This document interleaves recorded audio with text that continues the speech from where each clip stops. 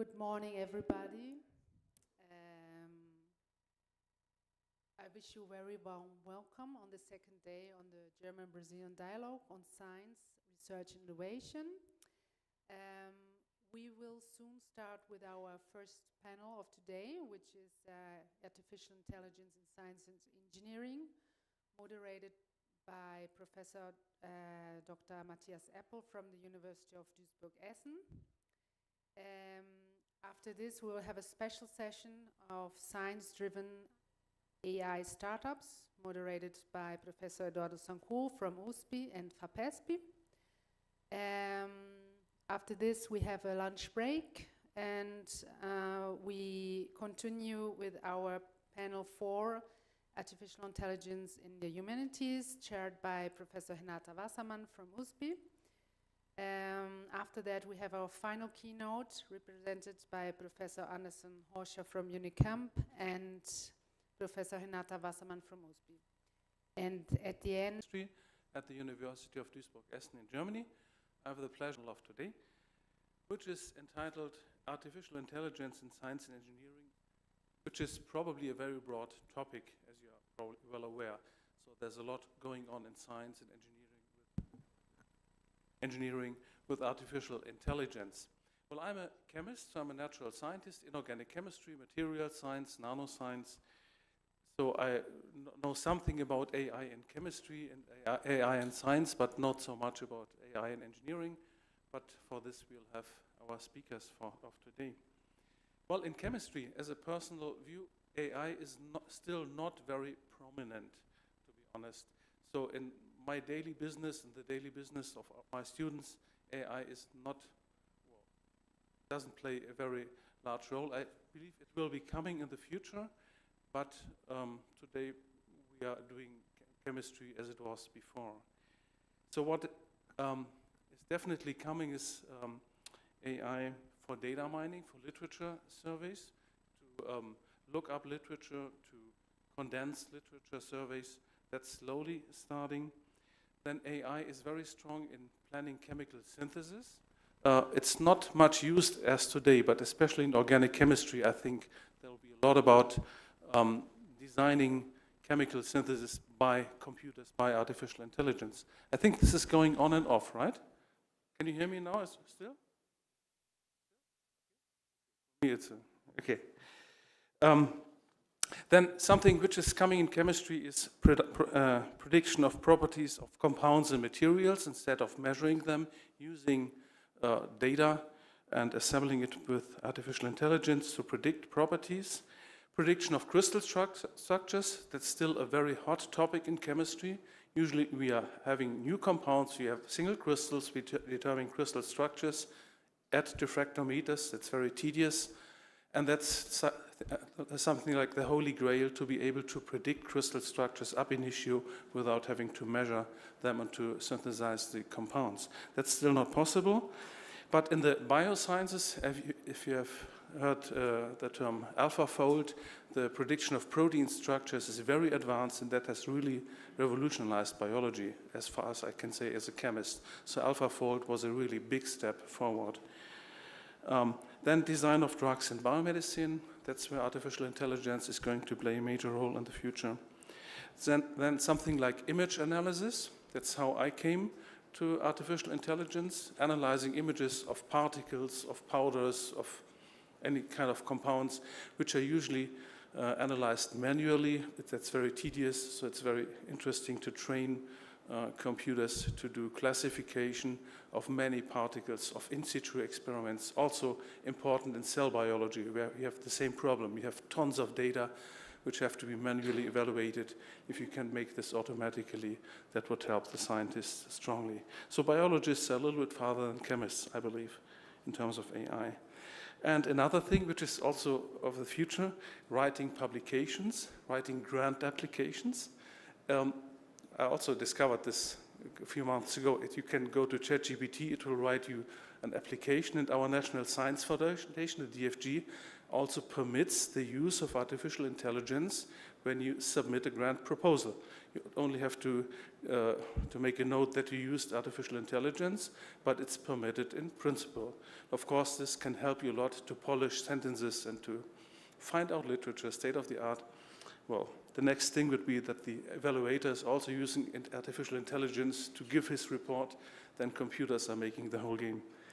And in terms of a university teacher, students have also discovered AI, writing reports, writing experimental results for research practicals in chemistry and physics. So AI is also coming there. In engineering, where I'm not an expert, but we have people here who are more an expert in this area, I think it's very important to use AI, as you know, about robotics, exoskeletons, we'll have a talk about that, autonomous driving, autonomous intelligent manufacturing. I think their AI is very prominent. And also in medicine, medical technology, healthcare, care of disease to elderly persons. We have heard some things yesterday. We're going to hear more about that today. I think that's where AI is going to play a very big role in the future of all our lives. So I'm very happy today, after these introductory remarks, that we have 3 talks from 3 different areas, covering medicine, robotics, and manufacturing from industry today. So I want to briefly introduce our 3 speakers, and then I'll introduce them one after the other right before the talk. So we have João Paulo Papa from the University of the State of Sao Paulo. He will talk about computer-aided cancer detection, so biomedicine. Katja Mombauer from the Karlsruhe Institute of Technology will tell us something about humanoid robots and exoskeletons. And William Beneducci is from industry, our industry speaker. He will talk about challenges in adopting artificial intelligence at Robert Bosch, a major German company, which is also working in Brazil.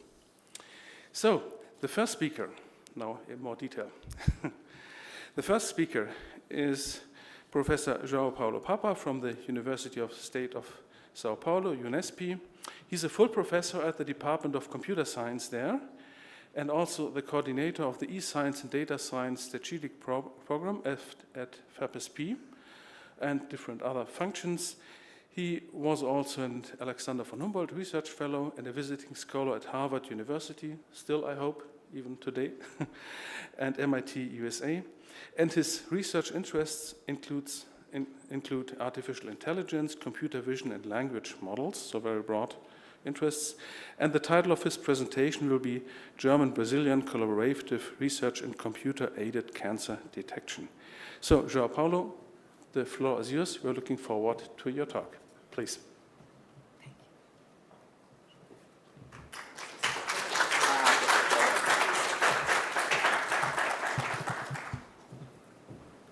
Oh, thank you, Matthias, Morgan, everyone. So I'm very glad to be here. I'd like to thank you all. Special thanks to Anderson Rocha from Unicamp that invited me. It's really nice to have such an event where we can share knowledge from different research fields, different countries, and industry and academia. So today I'm going to talk about some research I've been done on a cancer detection. Actually, esophagus cancer detection. I have been doing with some German colleagues in the past, let's say, 6 to 7 years, I guess. So just the preliminaries, an introduction, and then I'm going to try to convince you that what we have been done is nice and it's interesting. So I divided the results in what I call old school AI. It's the AI we have been using like 15 years ago, where we learn a lot of things, and then I'm going to move forward to data hungry AI. That's the deep learning thing, and then some conclusions, features, and challenges. Okay, so just some acknowledgements. I'd like to thank my deepest thanks to CAPES, the Humboldt Foundation, FAPESP. They are the main funders of this research, the research I'm going to present you today, right? And Humboldt and CAPES by the partnership, and also FAPESP by the Sprint program, right?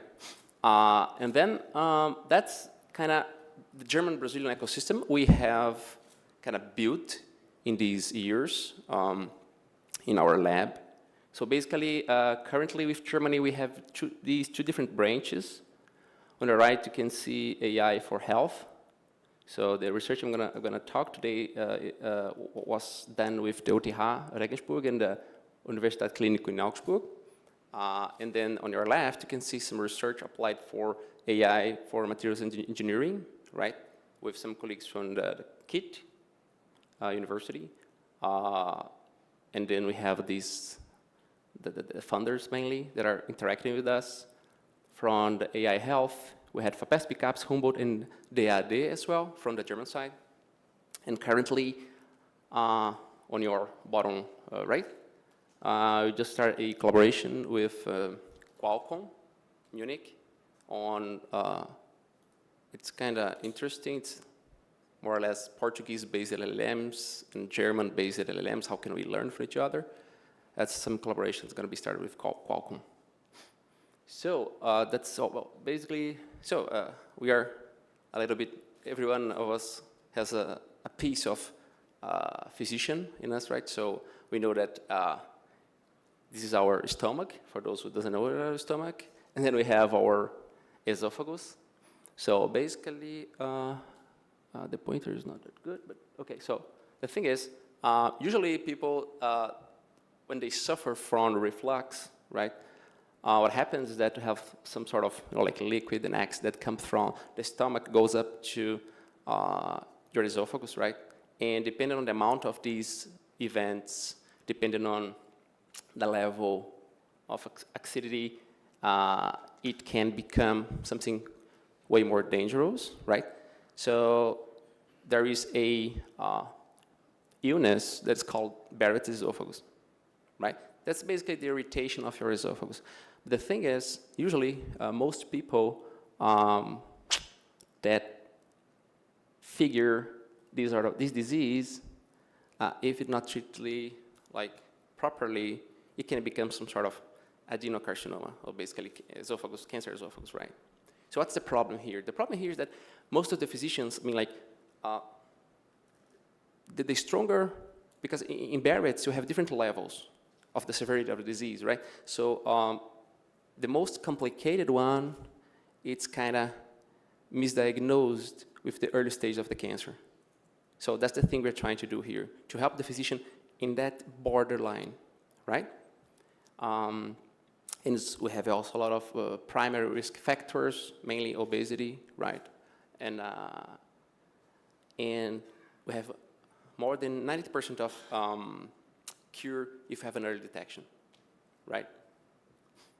Okay, so basically going a little bit deeper, we're more interested in, they call squamocolumnar junction. That's basically where there is a junction, a union between your esophagus and your stomach.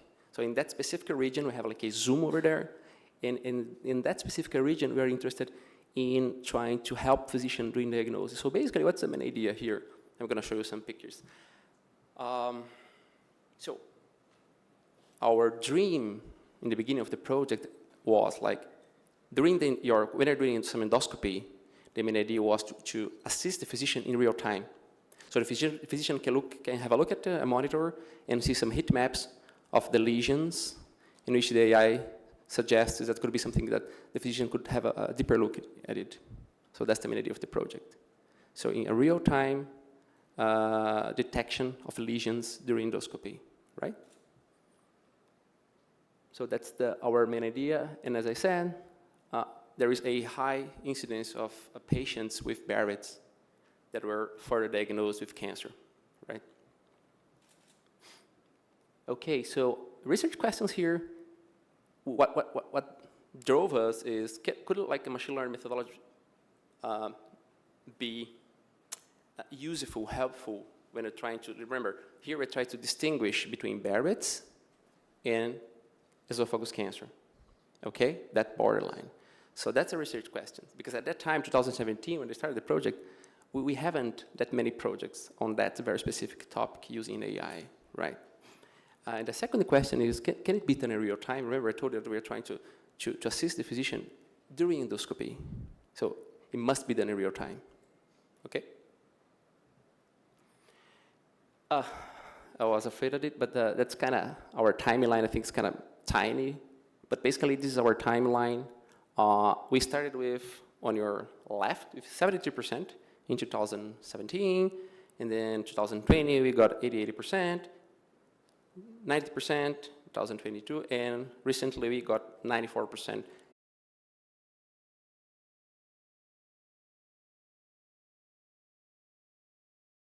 Old school ones can provide a robust performance. Remember, trying to distinguish between Barrett's and cancer. So we basically have a two-class classification problem here. So, and basically by old school, we use the SIFT and SURF. There are very basic techniques for these techniques. They're not related to deep learning, and basically they try to identify what we call the key points.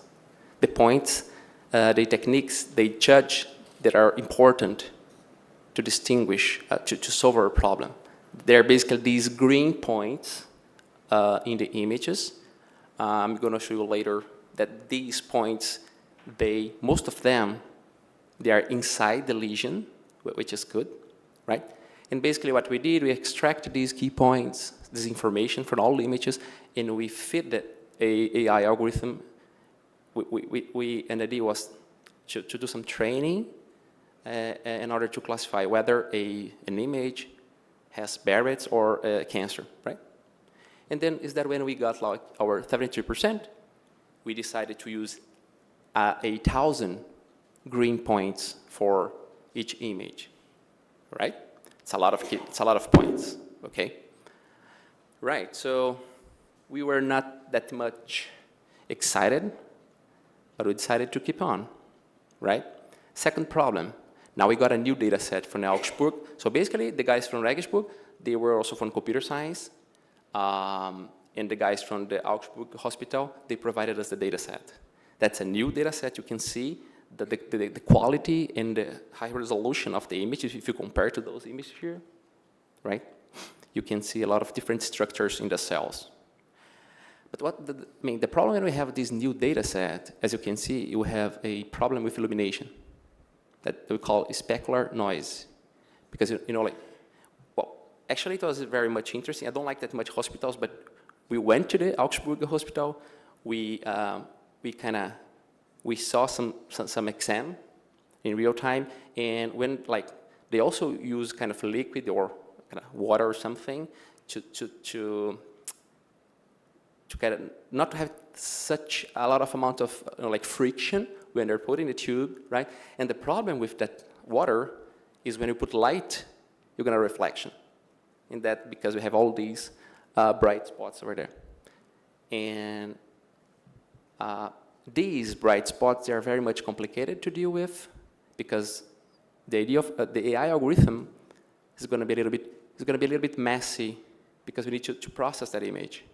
And we have a lot of these specular lights. They're going to be complicated because basically the algorithm, it's going to use the information from the pixels, right? And when we have a lot of lights, it's going to be a little bit complicated. So the second research question is, well, can we improve the performance by, because in the very first thing, in this one, as you can see, we did not use color information. So we had the colored images, we mapped them to the grayscale images, and then we extracted the green points. And now we use information from the colors, right? Plus a new data set. So we went from 72% to 74%. Augsburg data set is a little bit more challenging because of the noise, so we got 70%. So good so far. We started becoming a little bit more excited now, okay? And then we decided, okay, so I think we're not gonna get that much good results using our old school AI. Let's go for a deep learning. We know that what's the key point, what's the vital point in deep learning. When we're working with, let's say, old school AI, so we have a problem, let's say, like we're trying to do here, image classification, for instance. So for each image, we're trying to distinguish between Barrett's or cancer. in the old school AI, you need to extract features, some information from that images, like we did with the green points, right? But you can also ask for a physician and ask him, oh, what kind of information you are looking for in an image when trying to distinguish between Barrett's and esophagus cancer? Oh, I'm going to look for, that redness. I'm looking for regions in the image that have a high level of redness. It can be some sort of, lesion, or I am also looking for blood. So, and then we try to use some, let's say, image processing algorithms to try to extract these information, and then give this information to an AI algorithm. But what happens is with deep learning, why we got all these boom, right? Because with deep learning algorithm, there is no need to extract information. I mean, you just use the raw image, you just use the image as an input, and the algorithm is going to decide by itself which kind of information is the best. That's the whole thing. And most of the time, right? So, I'm not saying that we need physicians anymore, right? It's not that. I'm saying that the idea that the technique can learn what are the most important features. And this can be done for images, for music, for text, right? So basically, our third issue, as I said, was related to the low accuracy. So we got 74%. We'd like to get to be more accurate because we are dealing with humans, right? So third issue, low accuracy is a research question. Can we improve the results using deep learning now? Because until now, we were not using deep learning. So that's basically our methodology, just to show you a little bit of how the things work. What's the main idea of these deep learning algorithms? Just like a diagram, but basically we have an image and we extracted patches, that little rectangles there. The blue ones are patches from health tissues, and the red ones are patches from the lesion. And we basically use them as an input to CNN, convolutional neural network. That's basically a deep learning algorithm. But you need to tell them, okay, this patch comes from a lesion, and that one comes not. And then we teach the algorithm, right? Note here that I'm just using the images as an input, just the patch. I'm not giving any further information rather than the label. It is cancer or not. That's it, okay? So, and basically what we got is, as you can see, on your left, we have the lesion annotated by the expert. On your right, you can see the lesion segmented, classified. Remember, each little rectangle has been classified as a lesion or not. And we have that rectangles there, the green and yellow ones, they belong to the lesion, right? And so, as you can see, we achieved it 88%. So we went up from 74.8 to 88%, and 83% in Augsburg dataset, right? Things are becoming a little bit better, right? Okay. Oh, that's the prototype testing at the University of Hospital Clinic in Augsburg. So basically, in this big screen, it is the monitor the physicians they usually have at the hospital.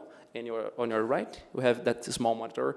That's the monitor running our system. As you can see, during real time, we have that sort of heat map over there. And the physician, the idea is the physician can have a better picture of what's going on during the exam, and then take the decision. We're just helping physicians to take the decision, right? So the fourth issue is, when we're dealing with deep learning, what's the problem of deep learning? They need a lot of data. That's because I call it the hungry data AI, right? And when we work with the medical applications, usually we have data from the disease itself, because the health patients, they don't go to hospitals, right? So that's a problem. So we need to have some sort of balance, healthy, and patients that are positive to the disease. Otherwise, the technique can be biased, right? And so the main idea is the fourth issue is lack of data. So the research question here is, can we generate images artificially and improve the results? So basically, we're trying to use Gen AI models here. It is called the generative adversarial networks. They were launched, they were released in 2014. We didn't have ChatGPT at the time. So basically the idea, we have this, we have two neural networks, the generator and the discriminator. The main idea is that they're trying to compete among themselves. So the main idea is that generator tries to synthesize images, to generate fake images so that it can fool the discriminator. They're playing against each other, right? And basically, as you can see here, I mean, it's hard to tell, but on your bottom line, in the row, bottom row, we have the synthetic images. I mean, they're fake. They were generated by AI. It's hard to tell, right? I remember we did something similar for ophthalmologists, and we asked them just to classify if that image is a fake or not. From retina images, we're trying to work with diabetes, and then the accuracy of the ophthalmologists were 50%. Try to identify whether an image was fake or not. So they're really good. So, using the augmented data set, I mean, using fake images to train the neural network, by fake, I'm not saying the content is fake, the content is artificial, right? So we went up to 90%. Remember, we started with 73, and now we got to 90%. And in Augsburg data set, we obtained 88%. We started with 70%, if I'm not wrong, or 74, something like that. Right? And finally, well, I have this one and one more. The fifth issue, neural networks are too deep. Remember, at the very beginning, our main idea is, can we, my second research question, can we assist physicians in real time? And for a real time thing, the deeper is the network, the more memory is going to need, the more processing time is going to need. So what we did here is basically we tried to learn the best layers. So we tried to learn the best neural network architecture, right? And basically, as you can see, each layer of the network can see some different information from that image. You can see the very first one. We can also see a little bit similar to that image, like a little bit of a circle, and then we're going to have informations that the human eyes cannot perceive, right? And then we ended up finally with 94% in the Mikai dataset and 89% in the Augsburg dataset. So selecting the most important layers, not using any deep learning algorithm, right? And finally, our last work was related to the explainable AI. So the main idea is, can we use, because when I try to assist physicians, giving an opinion is important, but it's more important to help physicians understand what kind of information AI has used to come up with some decision, right? In the past decades, we're mentioning the name computer-assisted diagnosis, but we're not computer-assisted. We're just giving some accuracies and opinions. We're not assisting the physician because we're not helping them to understand the problem, right? And then came the explainable AI. That's basically a research area that's linked to AI. And the main idea is to develop neural networks that can help physicians, any kind of specialists, to understand better what's going on, right? So basically, as you can see here, you can just apply a neural network, and the neural network is basically similar to that key points I presented you in the very beginning. These green guys and yellow points over there, they were the most important regions of the image that the AI algorithm used to classify whether it's going to be cancer or not. So the physician can have a look at them and try to see, okay, oh, this information is good, this kind of region is nice, the other one is not that very good, and can have some sort of, like learning on these results. And we just, the lesion is that red annotation over there. As you can see, most of the points, I just use like a gray scale image here. So the points here, they were most placed inside the lesion. I don't remember the exact value, but I think that more than 75% of the points that the AI model selected as the most important ones, they were located inside the lesion, right? Finally, so we know that AI has changed the way we solve the problems. We need to learn how to deal with AI, to use AI properly, right? To try to improve our, life quality, okay? And maximize the synergy between the humans and machines, right? And at the end of the day, so just answering my 2 research questions. So we can obtain good results, deep learning provided better results, and also data augmentation is good. Because just finishing, it's not every application that can be benefit from data augmentation, okay?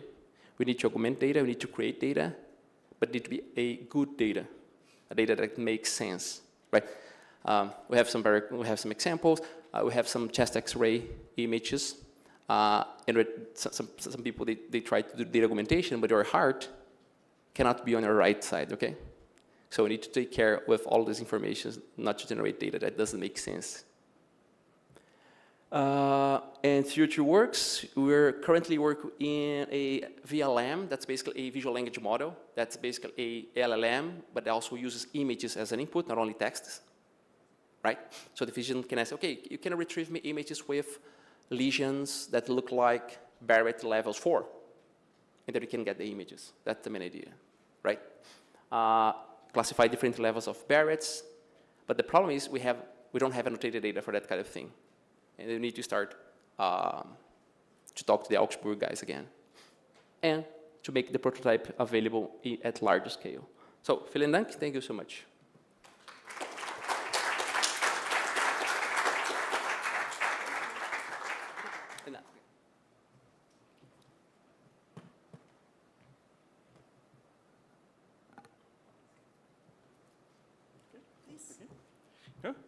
Thank you very much for this very interesting talk. We move on to the second speaker of the panel, Katja Mombauer from Karlsruhe Institute of Technology, KIT. I want to introduce her briefly. She joined the KIT in 2023 as full professor, where she holds the chair for optimization and biomechanics for human-centered robotics, and she's also the director of the biorobotics lab. She's also affiliate professor at the Waterloo University in Canada. And, well, you moved around the world prior to going to Karlsruhe, just giving you stations Canada, Waterloo. Then she was professor at Heidelberg. She was in Toulouse in France. She was for 1 year at Seoul National University in South Korea. She studied aerospace engineering in Stuttgart and super-aero in Toulouse, and holds a PhD in mathematics from Heidelberg University, so runs around Europe and the world. So Katja's research, we will hear about this, focuses on understanding human movement by a combined approach of model-based optimization, learning and experiments, and using this knowledge to improve motions of humanoid robots and the interactions of humans with exoskeletons, prostheses, and external physical devices. So we'll hear more about that. Katja, we are very happy that you are here. You have the floor, please.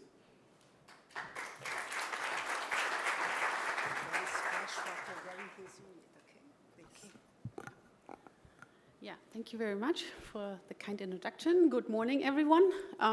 Yeah, it's really a pleasure to be here. So I would like to thank the organizers and also the scientific committee for inviting me.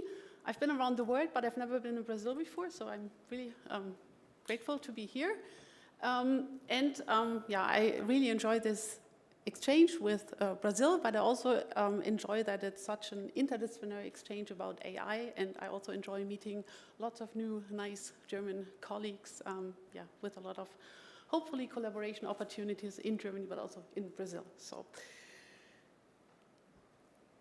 yeah, we have all been looking at this picture a lot over the past day, but I think we haven't talked about robots yet. So there clearly is a robot touching a human, so I'm glad I can bring that perspective in now. So the kind of robots I want to talk about today are, on the one side, humanoid robots, and on the other side, exoskeletons. One nice thing in that picture is that it also shows that robots are interacting with humans. That's an important part. But they're also doing that in close proximity, here even in direct touch. So that's a situation that we have a lot in humanoid robotics and in particular in exoskeletons, and that's also the part we are really interested in. So AI is really linked to robotics, but there is a particular difficulty in robotics. So robots, in contrast to AI just happening in the computer, have to interact with the physical world. So through their body, they have to perceive the world around them, and then they also have to act in the world. World also means environment, but it also means all the humans, all the other moving, living creatures that are there. And then they also have to observe the effect of their actions. And there's a lot of uncertainty involved, and all this, of course, happens in real time. So that's a particular challenge. And because of that, robots being present in the world, they require a particular kind of AI, which we call embodied intelligence, or also motion intelligence.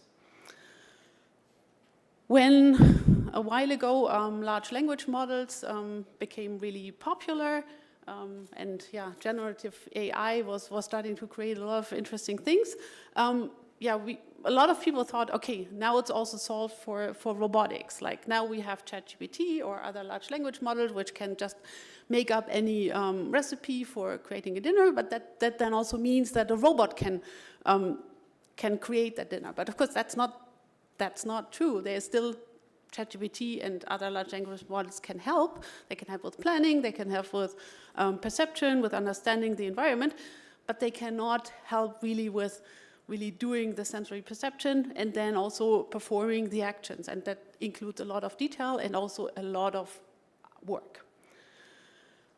So in robotics, the approach we are taking in my research groups is that we are trying to learn from human motions. We have to understand how humans move in different situations, how humans of different age move, how different impairments affect human movement. And then we take that bio-inspiration and we bring it to robots that interact with people, but robots also that support people. And in the end, it's always robots giving back to humans, essentially also closing a loop again. And in the middle sits all this AI-related part. So there's a lot of mathematics involved, a lot of modeling, a lot of computer algorithms that help to analyze human movement and then transfer it to robots, and also generate motions, control motions on robots to allow for that interaction.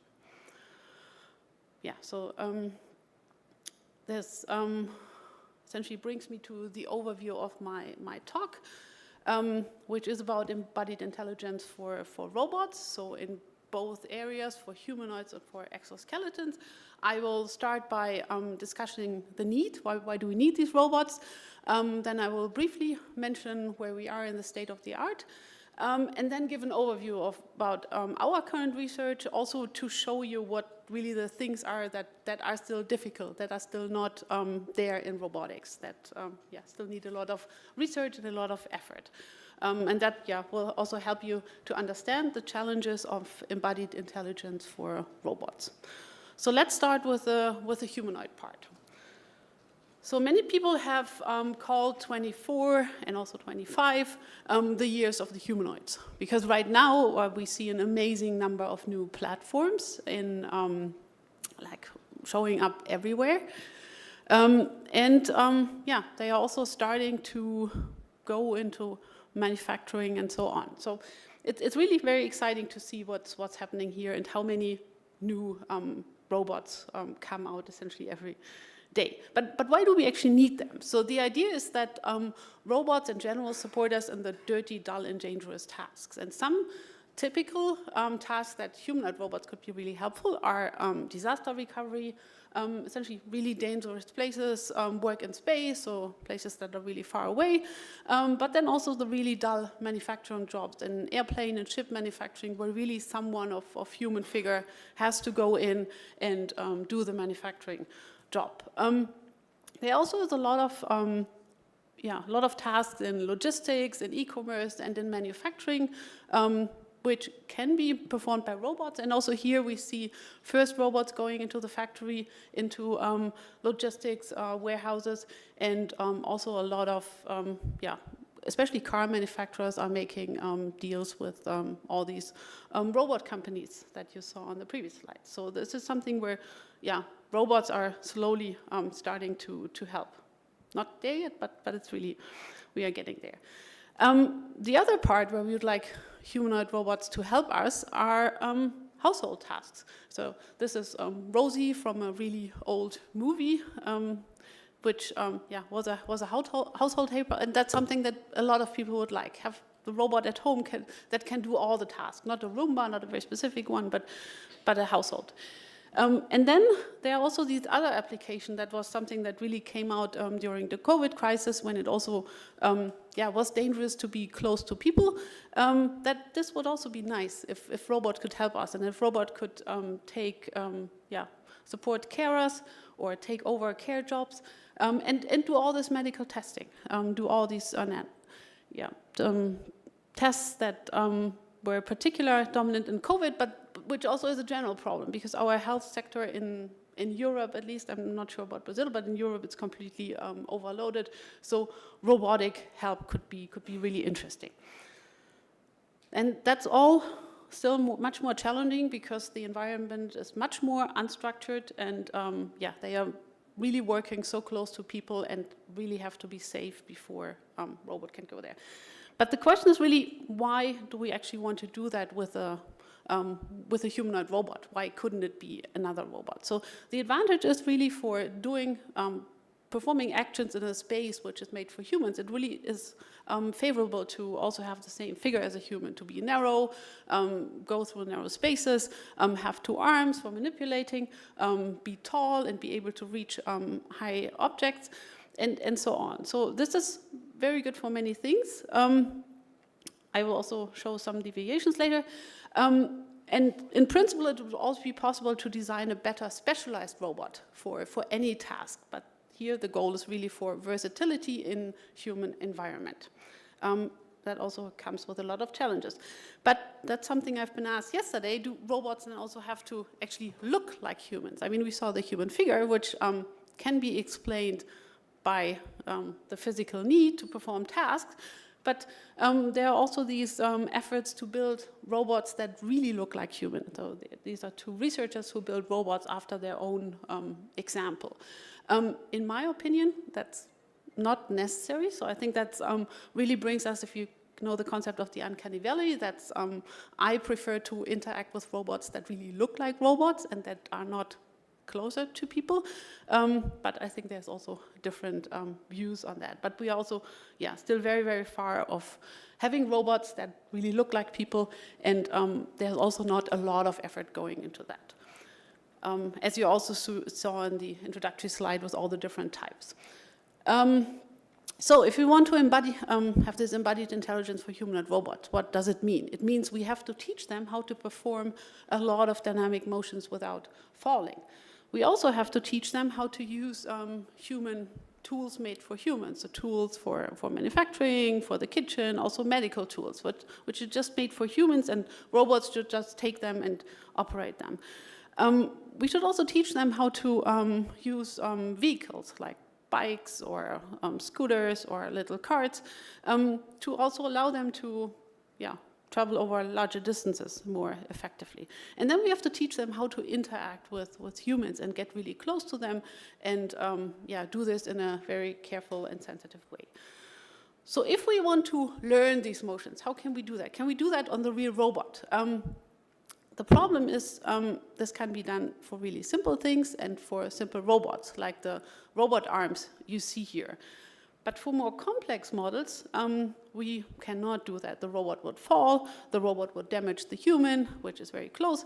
So what we have to do is learn on the computer model instead. So, and here we take that bio-inspiration and we say there's a principle in nature that many things are optimized. So also human movement was the result of an an optimization process of our evolution and also of our training. So, and this gives us a justification to use model-based optimization or also these optimality-based learning approaches for predicting motion. So what we need is a good description of a computer model of the physics of the robot. Then we need a suitable objective function. In learning, it's called a reward function, and that would give us a realistic motion. The kind of models we're using, you see here, so usually we try to get every detail of the robot into a model. If it's used for prediction, if it's used for offline planning, then we can take all the details, all we know about the robot's dimensions, about its forces and so on, and put that into the model. If we want to use it in control, we may have to make the robot, the model a bit simpler for reasons of computation time. And I will now walk you through a number of different motions that we have generated for the robot so that you can see that it's actually quite challenging and that essentially also every motion has to be generated by itself. Then you can generalize a bit, but it's something you have to really take step by step. So here, that's an example we did for that robot, standing up from sitting position. As you can see, it's really using all its body, and that's important. And that's also something robots have to learn to really exploit their forces, to really get the support of their arms and not just move as robots were moving in the past. So this is something how people would also do. Then of course we want our robots to be able to walk around, to carry objects and so on. So this is also, it may look really simple to some of you, but this is quite challenging for a robot to grab that box, hold it, don't drop it, and then find the right space and position it precisely. A lot of these tasks actually include bimanual manipulation. And that's, again, something that we do really naturally. We take our two hands and then we move them in a coordinated way. But this is also something that has to be taught to the robot really in detail. And we have mathematical criteria, which I do not go into detail, that really allow us to do that. Here you see a few examples for that, which require different coordination of the hand. Then it's really important to have the robot to give it balancing capabilities. So balancing is it's necessary in a number of situations when you walk around, when you stand in a bus, when you stand on a ship, and so on. You're standing, and also when you recover. So here you see that's a experimental setting with this balance platform, and you will see I will show you a lot of simulated animations, but I will also show you a lot of robot videos, because this is how we show that it actually works. So you show the robot is standing on that balancing platform and they are perturbing it, and then we are also pushing it from behind, and the robot has a controller which is also based on its model, which then allows us to or allows the robot to perform the right actions so that using, again, its entire body to not fall down. And I'm not sure if I can jump a bit. So this is now perturbing in the other direction, but we also, in a second, have a quite large perturbation. And you see that it's using the upper body, it's using, and that's something that you would do intuitively. And we also started by looking in principle how humans do it, but then then taught it to the robot. So that's again the same, a bit sped up. And now we are trying to apply a really large perturbation. The guy on the right will now be stomping on that, so the robot actually even jumps. We could see that in the sensors, but it still can recover. So we then said, okay, now it can balance, it can do that bimanual manipulation. Let's put it on a Segway, because it should be able to go these longer distances. So here also we started by looking at how humans do it. Also did some model identification for the Segway itself, and then could generate motions in simulation. And that, I'm not sure if you have already driven a Segway, so essentially you do it by balancing forward and backward, and also by moving the handle sideward. And these motions here are now generated by the robot, so the guys with the orange I think it's just for protection of the robot, but the robot is performing its motion on the Segway. And so that was just a straight line, but here we see one where it's essentially going a serpentine path, and the robot, you can see that it's steering with the arms to the left and the right.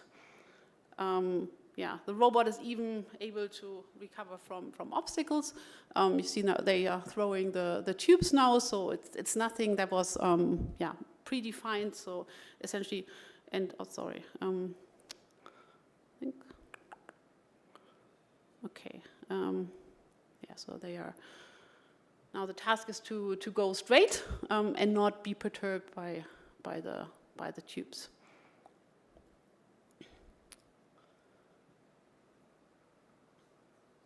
And you can see how the robot is actually correcting. So yeah, our next step here is really to improve the controller and then also to take the robot outside to really rough terrain. Yeah, we also are training a lot more motions with reinforcement learning. So that's really applying AI to the computer model, and that allows us to train the robot to walk, perform skateboarding, pushing a box or pushing a cart motion.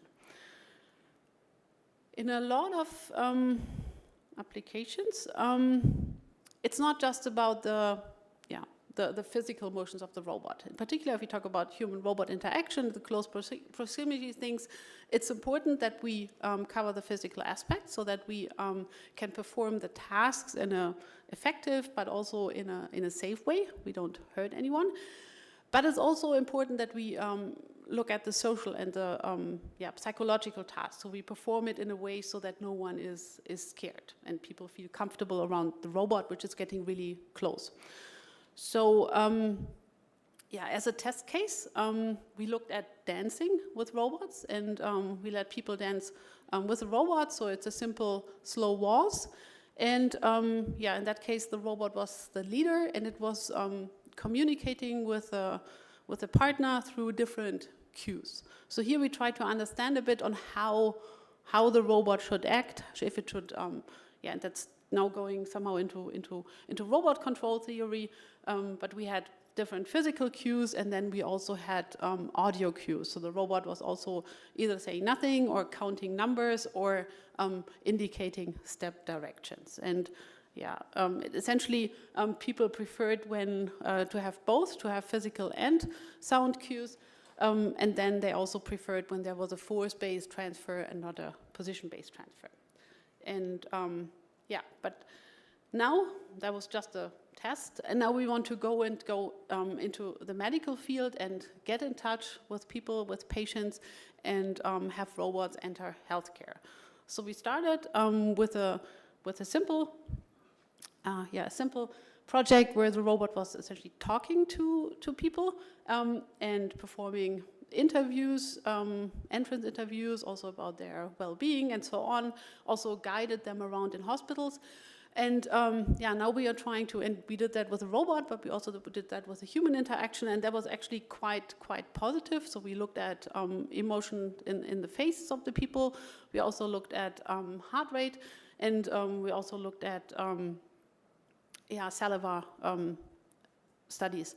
And that essentially we are in the middle of exploring that data, but we are, it looks like they had a really positive reception to the robot, even though it was a very small one, and enjoyed essentially interacting with the robot, and many things didn't show a big difference to the human interaction.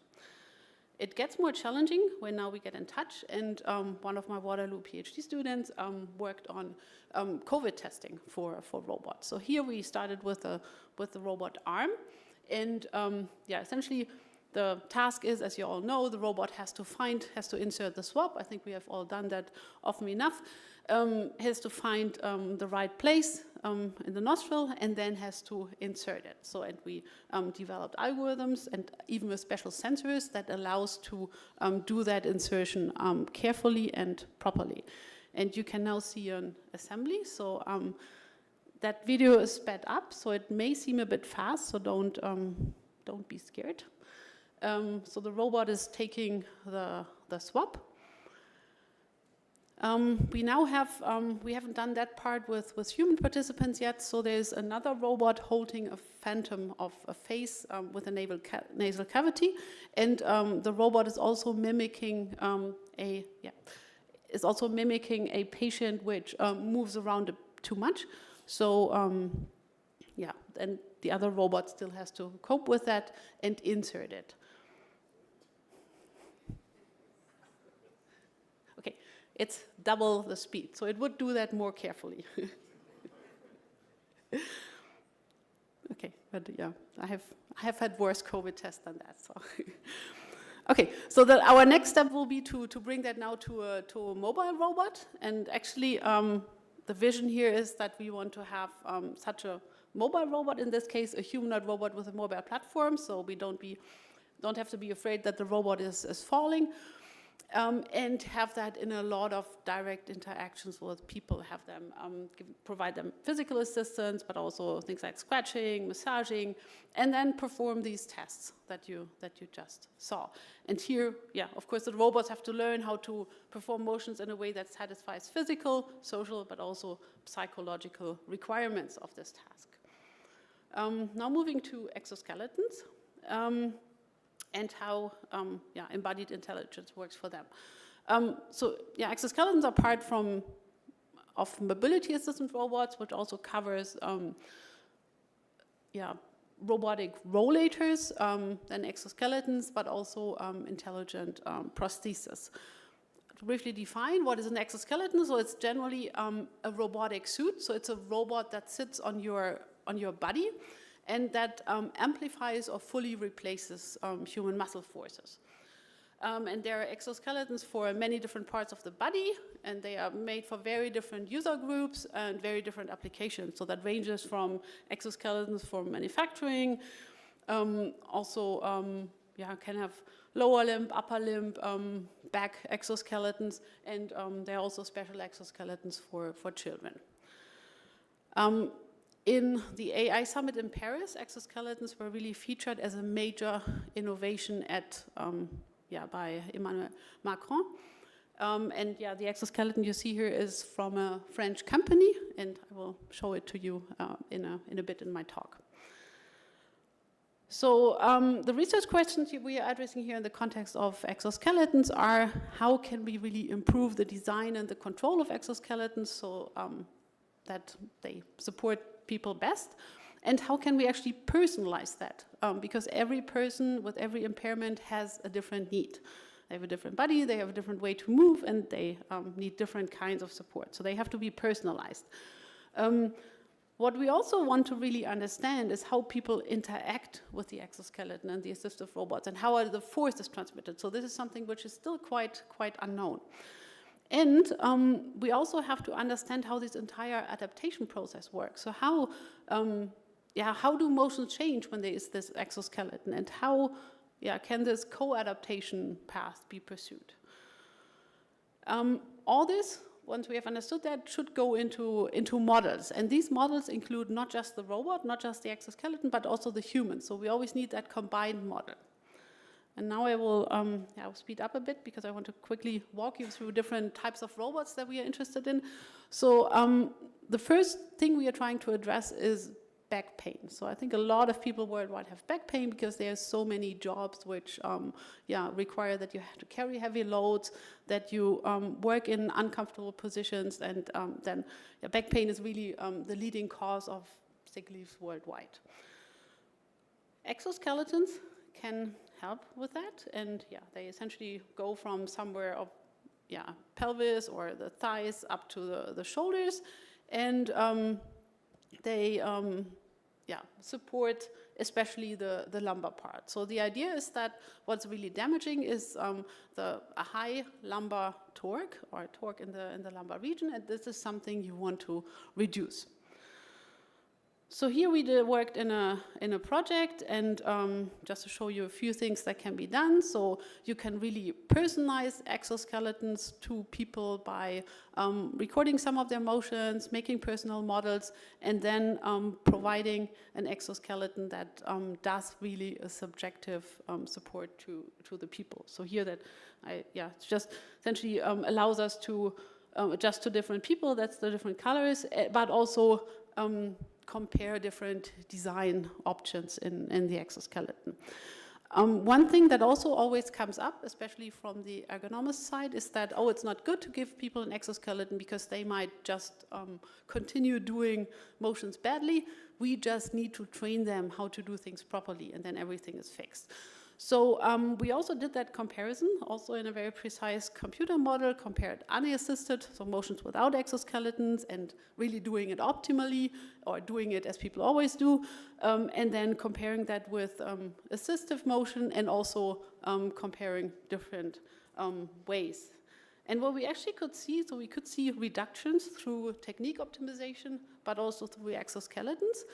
And actually, in the unassisted one and bad way of doing it, we have a high cumulative and also high peak loads in the lumbar spine. By the technique, we could reduce the cumulative. By the exoskeleton, we could reduce cumulative and peak loads. And then with both together, we really got a significant, a really high reductions in both. So actually, the exoskeleton is the only way to get the peak loads down, and which also helps you with, really managing high loads.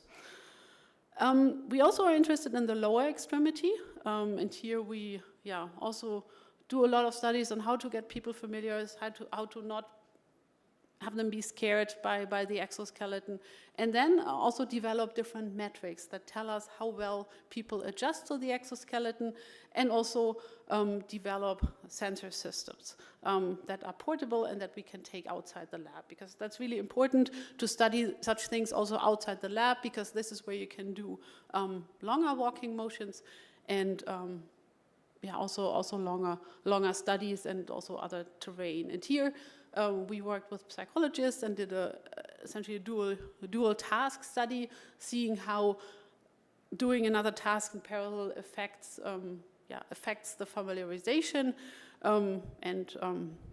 that's also I think we are currently just publishing, and we looked at different metrics. As you could see, this exoskeleton was used with crutches, which allows the user to manage to manage the motion, but they're also quite hard to handle. So as you can see here, there was a slight mistake in using them, and then people fall. And in particular for frail older adults, this is very challenging to do that. So again, we could also look into, for this particular exoskeleton, if it would be interesting or possible to get rid of the crutches. And for this exoskeleton in the computer model, we could identify that it was actually not possible, because the exoskeleton wouldn't be strong enough to actually carry the motion. Luckily, the first exoskeletons which are able to carry the full person without crutches are coming out. That's the Atalante from Wondercraft, which is a rehabilitation exoskeleton for persons with full and complete and incomplete spinal cord injury lesions. And so it can be used for training them to walk, or having them walk, getting them upright, and also performing gymnastics. And we have just recently received such an exoskeleton. As you can see, it's here you see some of my group members walking with it, and it's actually a very cool experience.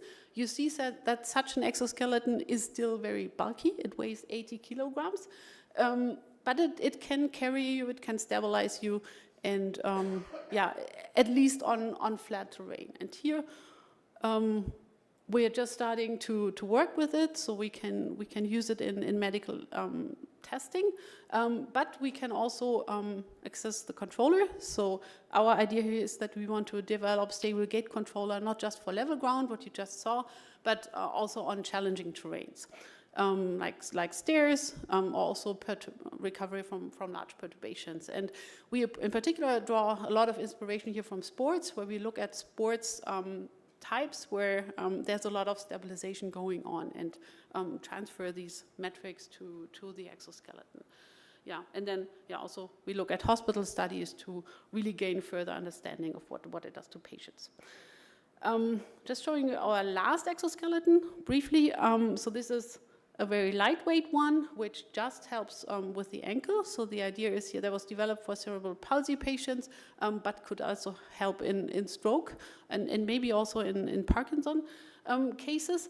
Yeah, and here we do a lot of lab studies currently on adaptation and looking at kinematics, but also at oxygen consumption. And what we want to see is if people walk with that over a long time, what is the way of moving that it moves against. And so this is our vision for exoskeleton, that in the end, by performing a lot of computer modeling, a lot of experiments, we can essentially improve the models and have all the knowledge in the model so that we can predict more precisely for future exoskeletons for the design, but also have that integrated in the control.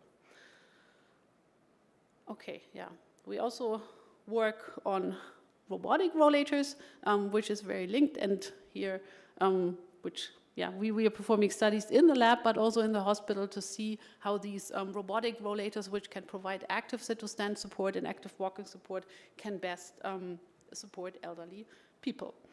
Now coming to my summary, and I'm sorry for being a bit late.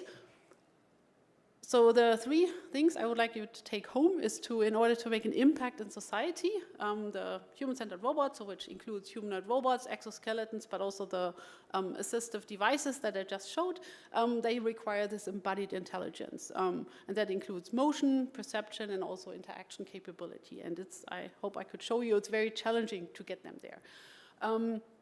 Human inspiration and human movement understanding, and also computational methods like optimization and RL, based on these very precise models, are super important, because otherwise we could not create this embodied intelligence, because we cannot learn on the real system in such a case. And one thing I would like to point out is that this research is highly interdisciplinary and does not only rely on robotics, mathematics, computer science, but I think I mentioned psychology a few times.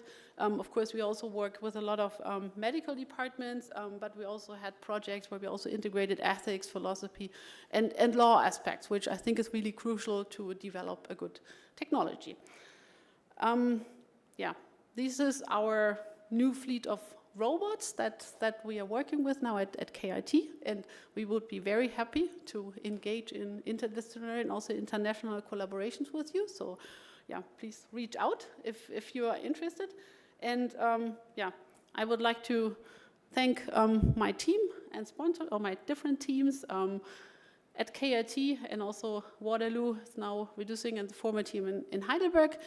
I also wanted to say we would be really interested in having this collaboration with Brazil, and I also have my specialist here, so that's Marco Ackermann, who used to be a professor here in Sao Paulo and who joined my team as a senior researcher. And for a while now we have been trying to build up more official collaborations with Brazil. So with that, I'm at the end, and I thank you very much for your attention.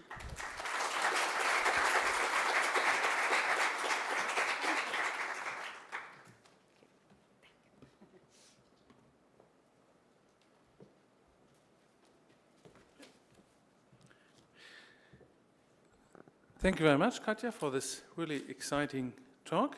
And we move on to our 3rd speaker from industry, William Beneducci from Robert Bosch Limited, or AG. So it's a German company, but he's working on the Brazilian dependence or factory of Robert Bosch. I want to briefly introduce William. He's a senior machine learning engineer at Robert Bosch, specialized in artificial intelligence, of course.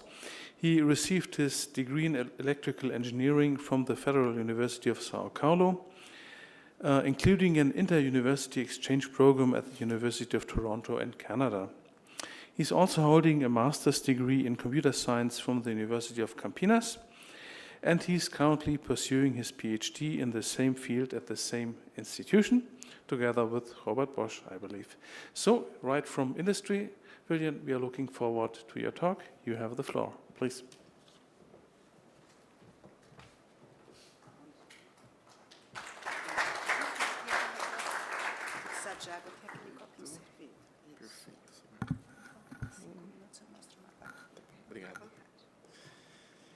Guten Morgen, Bom dia, good morning. My name is William. Thanks for the kind introduction. And first of all, I'd like to say thanks for FAPESP and DVH for the invitation to give this talk. It's always a pleasure to talk about science and artificial intelligence. Today, I'm going to talk about some challenges that we face at Robert Bosch while trying to use artificial intelligence. I will start my presentation talking a little bit about the Robert Bosch Group. I will narrow it down to Latin America. Then I will talk about the BISB, the Bosch Integrated Solutions Brazil, that is here in Campinas, and also about the division where I work, Digital Factory. Then we'll dive into the AI challenges that we have faced during this time developing new projects. So first of all, Bosch is a very huge company with a global presence in more than 60 countries. We have more than 470 subsidiaries, different companies, and with more than 400,000 employees. This generates a very high revenue of 90,000 billion euros, and this is due to the presence of our company in different areas, such as home appliance, automotive industry, and also software. Because of this huge number of areas that we work with, we have a lot of place to innovate and create new solutions. That's why we have a lot of patents filed daily. So it's around 25 patents filed daily. Talking a little bit more about the Latin America presence, here we have a high revenue of 11 billion reais and more than almost 12,000 employees. In those total, we have 10% of our team working on R&D and digitalization tasks, such as creating new systems or upgrading new solutions for our already existing products. Here in Brazil, we have also Bosch. Bosch Integrated Solutions Business is a company that has a lot of different ventures in different areas, like some initiatives with diesel ethanol research, trying to create a motor that can work with diesel and ethanol, similar to the way that motors works today with gasoline and ethanol. This has a huge environmental impact, and it's a very interesting area for us to develop new solutions. Also, we have Drive-B, which is, I will talk a little bit more about Drive-B in the next slides. And we have Digital Factory, the division where I work, that builds customized solutions for our customers inside and outside Bosch. In this area, we have almost 10 years of expertise creating solutions with artificial intelligence for different fields, such as mining, logistics, and human resources, and so on. Due to this large experience with different projects, we face a lot of different challenges, and it's exactly what I'm going to talk about now. In those challenges, I try to organize these challenges in different questions to make it easier to introduce them to you. Those questions are usually the ones that we receive from our customers, and I will start with the first one that's quite common. So in the past, a lot of our customers were coming to us and asking, what AI can do for me? Well, we know that it can do a lot. Now, after ChatGPT release in 2022, it's clear to the main population that what an AI can do. But in the past, it wasn't that clear. That's why we tried to introduce this with our customers, showing some examples of projects, and also trying to teach them about the need of clear data, a clear project scope, a good definition of performance, because if you have a system that takes too long to take a decision, you might not have a system at all. So maybe if you're in an autonomous vehicle and it takes like 1 hour to decide if it needs to stop or to keep going, maybe it's too long, maybe you get into an accident. So you need like performance. So those are some of the points that are important to think about. And here I have some fast examples of features of projects that we have developed, like the ceiling maintenance project, where we use a drone to take pictures of the ceiling of a warehouse, trying to identify rusty tiles to be replaced by the maintenance team. We also did a lot of projects with quality inspection, trying to look to the pieces that we are building inside your factory and evaluating, for example, if a vacuum pump was correctly built, assembled. And also in harvesting, like with sugarcane. So we basically had a system that was live working, trying to identify if the harvesting was being done correctly. We also have created systems to monitor warehouse movement, trying to improve the traffic inside the warehouse and increase the performance of the workload inside the warehouse. I will try to deep dive into another project in more details right now. So we had a customer that came to us talking about a problem that he had. We were producing, and he was producing injection nozzles, and he had a system, a commercial system with some cameras that had already an accuracy of 80%. The system was taking photos of the product, trying to read the test in the piece, and also trying to evaluate a treatment that's made in the surface called shot pinning. With this system from a commercial vendor, he had just an accuracy of 8%. It was quite low.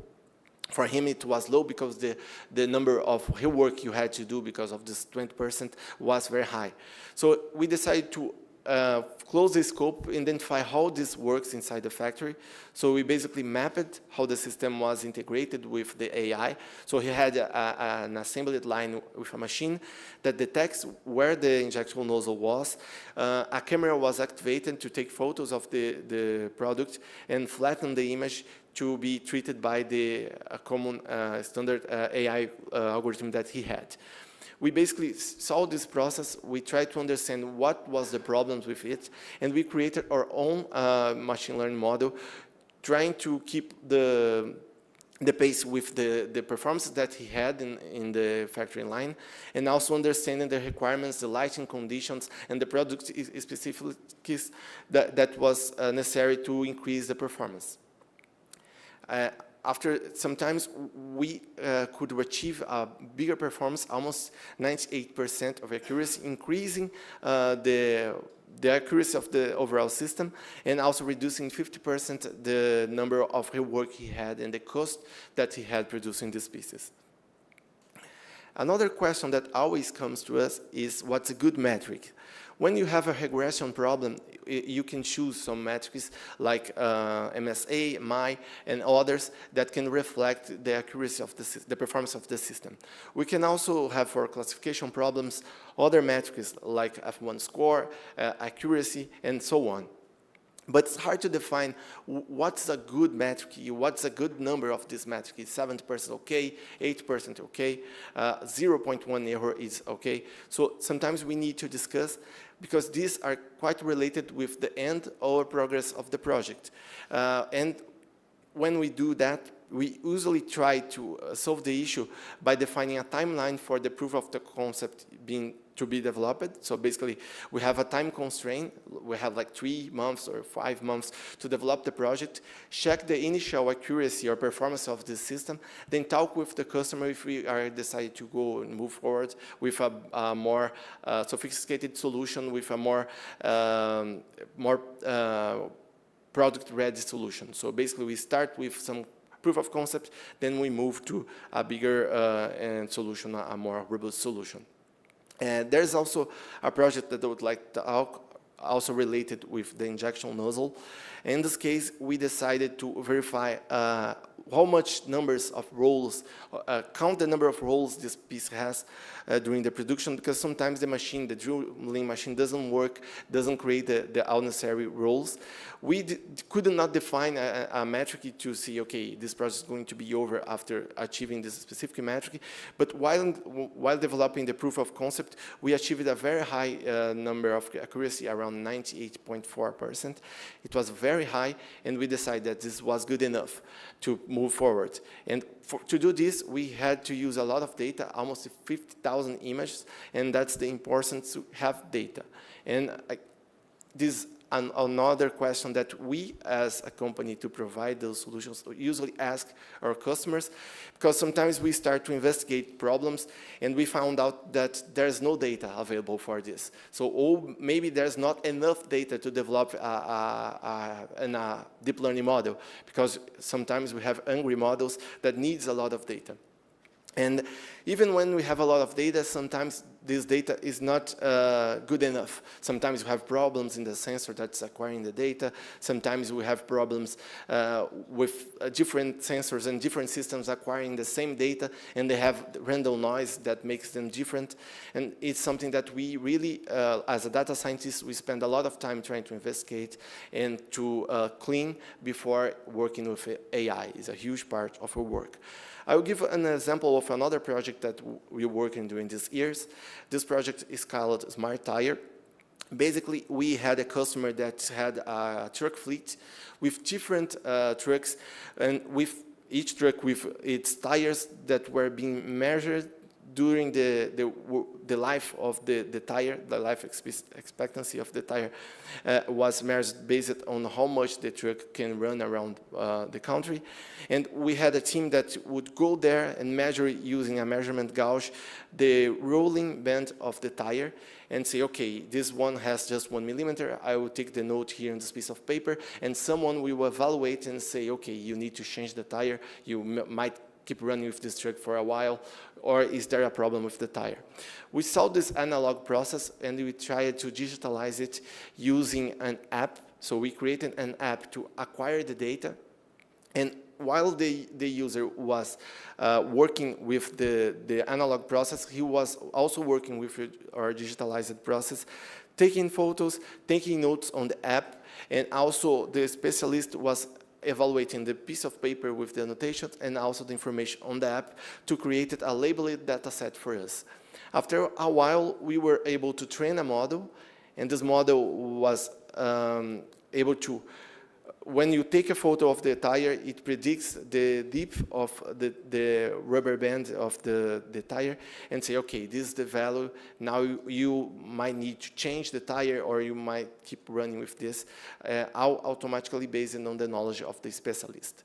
And something that relates to that is that we we showed our first prototype for a customer with almost 6,000 images. And it didn't have the accuracy that he was expecting. So we decided to collect more data. We almost doubled our data set, and with that we could reduce the error that we got to less than 1.5 millimeters. And it was a very nice gain for him, because he could reduce the time it takes to perform this task of measurements the rubber on the tires, and to just take some photos with the app, and everything was being traced by the digital application. And we also won an award last year because of this project, because of the improvements it gave to our truck fleet. Another very common question is when this will be delivered. So usually we have a lot of time-critical tasks that are going on in the industry. You have like very short time constraints, and we need to work and create solutions inside this window. Usually how we do that, we break it down, we try to understand the parts of the problem and work in sprints. So we're basically working like 2-week sprints, trying to understand the problem and create fast prototypes to our customer to see how he will deal with the solution and if there are some improvements that can be made. I will talk about DriveB. DriveB is a solution that helps the user to manage a car fleet. So basically, it has 3 different authors. It has the driver, a mechanic, and also the fleet manager. All those 3 uses this unique app to schedule some maintenance on the vehicle, or even follow the life expectancy of the vehicle during the usage. And we had a call center that was prepared to answer questions about the app usage that was working from Monday to Friday between 8 a.m. until 5 p.m. But we didn't have coverage on the Saturdays and Sundays. And sometimes the customer wanted to ask questions and we didn't have persons to answer that.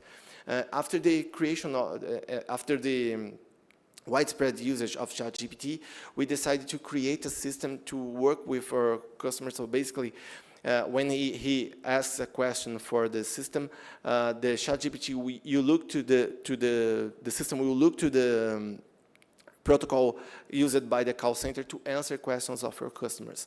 And what we did in this case, we tried to discuss how fast we could create a proof of concept for this specific project.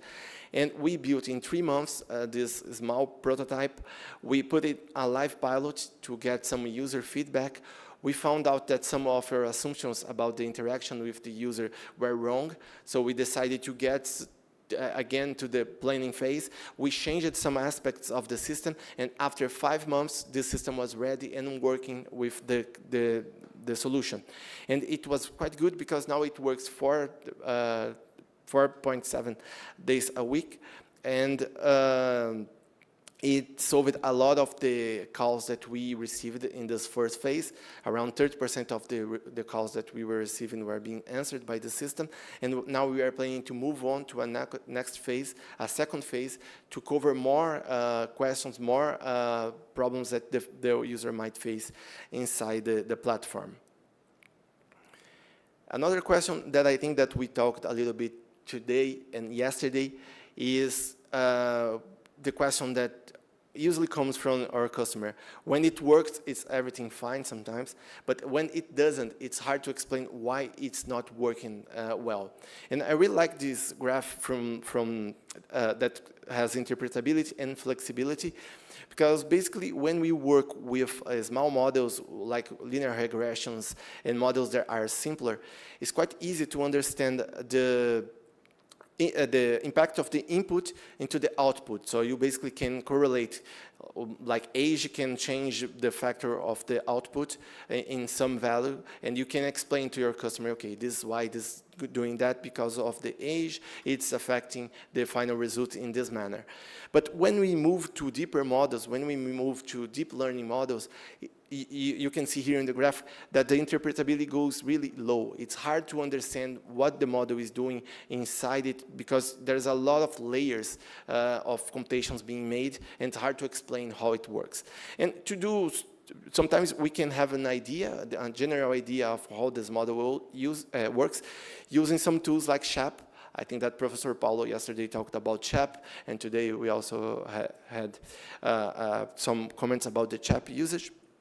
And this tool basically maps how the input performs changes in the output of the model, and tries to say, okay, this has a negative impact in the general output, or has a positive impact in the value that you are being generating using this system. So it's a quite interesting tool to be used to understand how the inputs are impacting the output. We have also GradCam that can be used to explain to your customers, okay, we have this image, in this case we have a boxer, and you can basically say the system is identifying a boxer because it's looking to this specific area of the image. You can see here in blue this heat map. In red is basically the area that's looking the most to decide to say, okay, it's a boxer, it's a dog. So that's some of the tools that we use to explain how this works. And I think that's very interesting to have this kind of vision, because sometimes you have a system that's not working well, and you don't know, or you have a system that's working well and you don't know why it's happening. So maybe you can use some of those tools, and we usually use those tools to show to our customer, okay, it's looking to the right area, okay, it's taking the right inputs into consideration before giving you a specific result. And then yesterday you have a very nice panel about ethics and compliance. We basically talked about some of the limitations that we might have while using artificial intelligence. We need to be very careful when creating such systems, because there's a lot to be considered when creating those systems. They might impact the life of a lot of people if you don't use the correct limitations, the correct parameters to limit its impact. You need to use data that was cleaned. You need to follow the regulatory laws. You need to be aware of the general data protection law. So you cannot use any data that you find online because of the copyright also. So it's very important while developing those systems to take a look in what kind of data you are working with and how this data can be managed in a security manner to deliver what your customer wants for you and avoid problems and pitfalls that you might get into. Then I will just dive into my conclusions. We have a tool that's very disruptive. We can improve a lot of process using AI, but it comes with a cost. You need to take care of the data that you have. You need to evaluate it carefully. You need to rely on human resources to understand and discuss what are the solutions that you are trying to create and how they are connected with the specialist knowledge to take decisions on that matter. And we can move fast with that inside the industry, but you need also to test, try, and try again, usually getting feedback from the different stakeholders in the systems, because there's no magic bullets. There's no way to solve every problem with just one kind of AI. You need to understand the tools that we might use, understand the data that you are working with, understand the performance requirements, and build it based on these points. Thank you.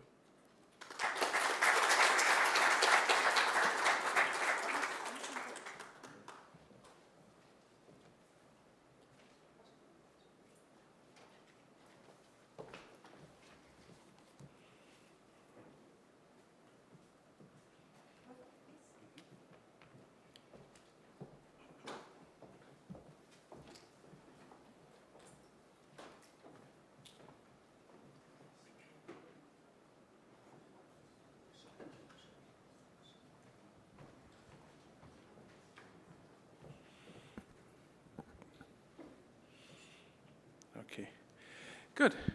So, thank you very much for attending. I thank the three speakers for this very interesting and lively session.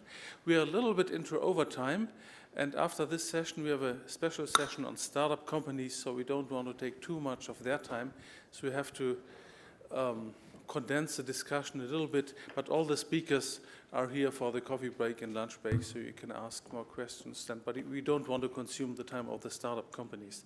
But we still have time for discussion, so there are microphones going around here, so you can just point up if you have a question, which I will then direct to our speakers. In the interest of time, please short questions and try to be short in answers so we can have as many questions as possible. So, are there questions from the audience to our speakers? Please, one up there.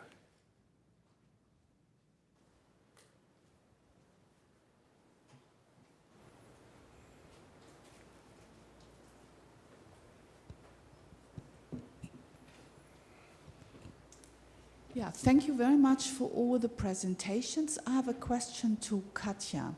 We discussed in the last days several times the question of whether or not these robots should look like human beings or not.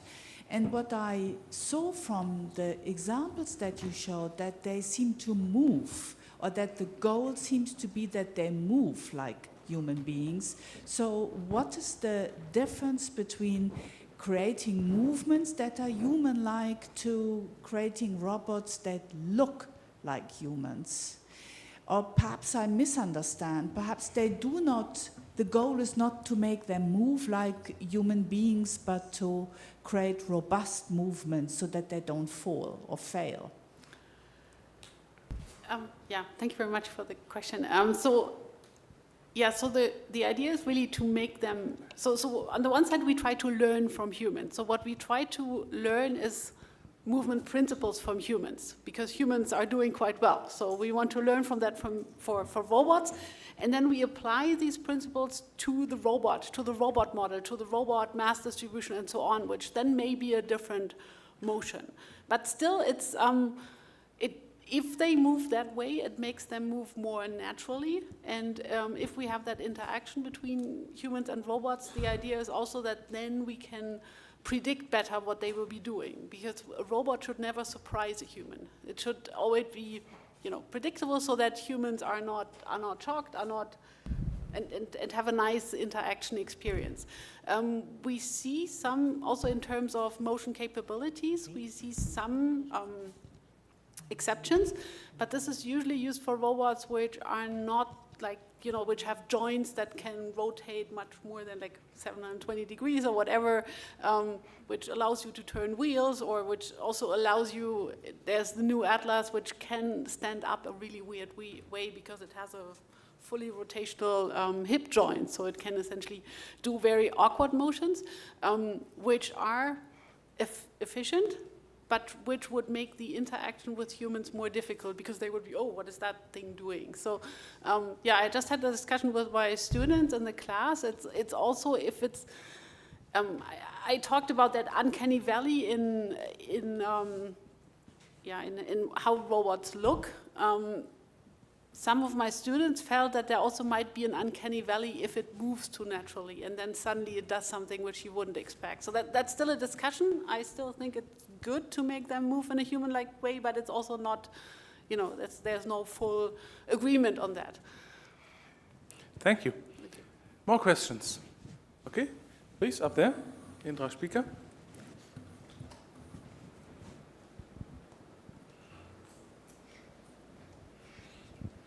Thanks a lot for those really inspiring talks, which show the many possibilities of application. And my question might be an uninformed one, so I would hope that you can inform me. And that is, I think all of you basically showed standardized applications, where you have general tools for general purposes, maybe in a closer setting, a particular car, or a functionality of a certain tool or something.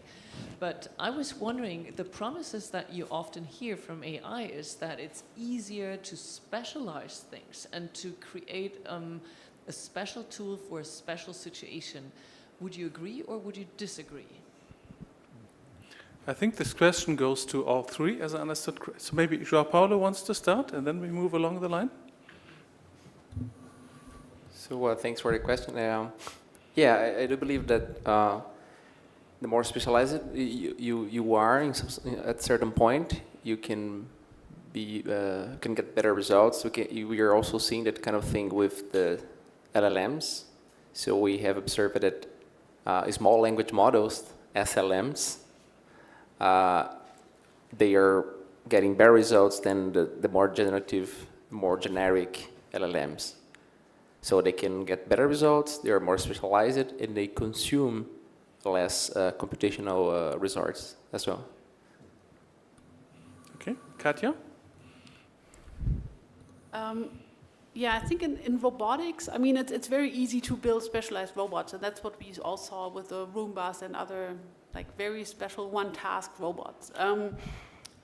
It's much more challenging to build a robot that can do everything, but I think that's where we should go, because otherwise then, it's much more flexible and it can help you in any situations. If you really want a helper in the household, in the manufacturing, then they have to do multiple things and not just a specific one. If you want a helper in the hospital to take some burden from doctors, we need a robot that can do multiple things and that also doesn't need the specialized equipment and so on, but can just jump in where you need it. So I think it would be easier to do it, but it's much more desirable and gives many more options. With the type of activities, I would say, we have general examples, but then you do it for a specific case, for a certain, we do object handling, but then it's this one box. And again, it's much more, it makes it difficult that we want to generalize that then the robot has to be able to handle any boxes and also round boxes or whatever. So this is, I think these are the challenges we are facing, that in order to really make it work, we need that general system and the possibility to cope with general situations. Thank you. William? I think that from a manufacturing perspective, I think that's easier to build something that's specialized into a task, and also to try it when you use it. Because imagine that you can make a hammer that is also a sizer. So it's harder to build a tool that works in two different scenarios that are too different, and it might give you an overload while trying to produce this specific tool. And basically, when we develop a solution for a customer, we basically dive into a specific problem, understand how the data and how this data is distributed, and how we can create a model that executes and performs well in that specific task. Then when this problem is solved, we can move to another one, maybe trying to use the same basics, the same base model that we had before, increase adding a new feature to that, and this works quite well. I think the question is that with LLMs, we had this emerging features that you can train a model, this fundamental model, the foundation model, that works well in the task to predict tokens, to predict the next word in a simple manner. You can predict the next word, and this model has a lot of emerging characteristics that help you to perform other tasks. So you can say, okay, I have this small phrase and classify if it as a bad or a good review for a movie. You can give some examples to this model, and he will say, okay, this is a good or bad review. And because of this, we have now those fundamental models that can be used in different tasks. They are they work in a general manner, but they are not very cost effective.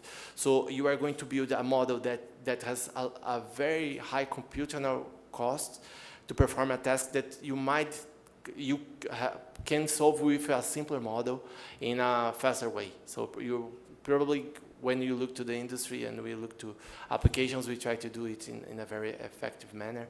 That's why we probably go to specialized models first, and then solve a specific issue, then move to another problem and create models that are specific to those kinds of solutions because of the response time, the computational costs, and so on. Thank you very much. We have one more question over here. Hi, good morning. I'm Gabriel from University of São Paulo, doctorate candidate in information science. My question is for the Professor Katia.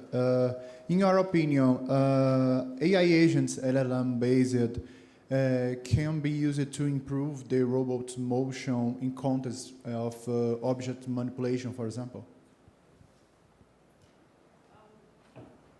Yeah, that's so. I mean, as I said on one of my slides, so I think I mean there is a big step from the LLM saying something to actually doing it. So the doing part always still has to be handled. But I think LLMs can play a really big role in helping the robot to understand the situation, to also have it do the high-level planning. So it really helps, like, for example, to recognize that this is a bottle, and then also how can you grasp the bottle, which is the place where you have to grasp the bottle, like do you do it like this, or how do you switch that microphone on, or something like that. So I think this is a lot of high-level information that we can get from that, and then we have to combine it with low-level planning. And yeah, also understanding really complex scenes. I think that's also something for robots to really work in the manufacturing and the household, to really understand I mean, previously each object was really taught to the robot. Now, that's what an LLM can help. Is that a pot, and this is a pen, and this things like that. So, okay. Thank you. One more question over there, please. Hi, I'm Manuel. Thank you for the valuable learnings. And what did you see here in the presentation, first speech, and also in João Paulo presentation? Wasn't the same challenge that I face in my field, that is geology, mainly on exploration geology and economic valuation simulations. We still slaves of our visual accuracy and our mind models that we have learned since the development of the knowledge. So we are not wasting so much time trying to teach machines how to think as humans. In other ways, we cannot go further and let the machines refound the mind models and the tools that you can use in the future? It's a question for all you guys. Maybe it's a good question for João Paulo to start.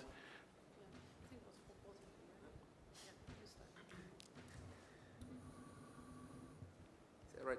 That's actually, we have worked with some geologists in the past, and we're also working with them. So currently we're working with seismic interpretation. And indeed, that's our biggest problem is, the lack of data, right? And we have a lot of data. So we need to work on with AI approaches to help also the humans to label those images, right? So we must start with at least a minimum amount of data annotated by humans for sure. We can't replace them, and then trying to like propagate that knowledge some way to label the remaining data, and also the human needs to be in the loop to get us feedback if the machine is going to the right direction or not. So there's no way to get out of this loop, right? Okay, thank you. Will we move on with the next question over here? Okay. Good morning. I'm Alex from Arcgen, one of these startups. Speak up a bit, please. Oh yeah, so can you hear it? Yes. Okay, so I'm just curious about how you deal with the parallel researches on your fields. Like I see many examples from Katja and everybody that, and in parallel you have the Boston Dynamics and everything. So in the context of academia especially, how do you deal with the parallel researches, the advances in the other research groups, and how that feedbacks into your researches, and how you deal with researching those papers as well, and to keep it updated? Something like that. That sounds like a very general question to yes. everybody. So maybe everybody can address it briefly without giving a whole lecture on a very broad question. Maybe William can start. Sure. Well, I think that when we work with different areas, it's interesting that you might see some patterns in different applications of the models, and you can get some of different views in the same problem. Because in the end of the day, we have below all the layers, the AI layers, we have a lot of maths and a lot of statistics. And these are very general, they are very general tools that you can use in different areas. And I think that's a good, because you have different inputs from different perspectives, and this usually helps me to understand problems in different places that I'm working with. You need to be very organized with your data and the things that we are doing to not get lost into all the tasks that you need to do. And I think that in general, it's something that helps you a lot as a researcher to develop critical thinking and also to focus on the solutions when you are working. Okay, Katja, please. Yeah, for us it's great that there's so much going on right now, because as you may have noticed, I mean, we are not the hardware developers. For us it's great that there are all these cool robots and they are actually sold. So we just got a new Unitary H1 robot from China, and yeah, we can develop our controllers, our software to work with these robots. And then there's of course other people working, but I would say there's a really active exchange. We have lots of conferences. There's a lot of publications, and also now a lot of people just put their publications on archives, so you also see really quickly what's going on. And yeah, so I think it's very fruitful that there's a lot of competition, of course, but also a lot of exchange, which is really good. Thank you, João Paulo. Right. If I got it right, you're like questioning about how can we do several things in parallel in terms of AI, right? That's a interesting question. I mean, like in my lab, we have like more than 50 people, so I decided to divide them in computer vision guys, natural language processing, mainly those two areas, instead of dividing them by health, energy, oil and gas and stuff. So I have like a, let's say, tech leader for each of these 2 primary areas, and then we are going down through the tree. So that's basically how we manage the whole thing. Thank you, everybody. So we have the final question over there. Please. Hello, good morning. My name is Lucas. I'm a PhD student in physics from University of São Paulo. And I have a pretty general question, but also kind of technical, mainly about deep learning. So one of the biggest challenges in AI nowadays maybe is how to address the question of the hidden parameters. So I'd like to know how to, basically this is my question, so how to address it, how to use the hidden parameters to improve the accuracy of our algorithms, and if there's a more systematic way better than just try and error with different parameter settings, and basically how to address the problem of the presence of hidden parameters. Okay, that's again a very broad question addressed to everybody. So maybe as this is the final question, we go the other way around, and then we close the discussion. João Paulo, you want to start? Right, so as far as I got it, so you're more interested in like hyperparameter optimization, right? So how we're dealing with this kind of thing, also neural network search using, I like very much using evolutionary algorithms for that. So we have, if you're interested, I can send you a link. We have a open source library. So we have more than 100 meta-heuristics implemented. So it's very easy to use. So that's the way basically we're doing evolutionary optimization. Right? Okay, Katja? I mean, I would say one of the big things in our field is also the reward function thing, but how to pick a reward function. And I think there's about as much trial and error as in finding good parameters. And I mean, for that, actually looking at what kind of reward function humans use is the way to go. And then to transfer that. This is what I'm trying to teach my students. That part, but yeah, I also see a lot of trial and error, and it's not, it's not good to do that blindly. Thank you, William. Well, I would say that there's a lot of collaboration inside the scientific area when we talk about large language models and other models like the vision models, because we have this emerging field in artificial intelligence called self-supervised learning. So you can basically take some data, and you don't need to label that data to perform a training. You can use the data to label itself. So if you have a phrase, you can, okay, just try to predict the next word.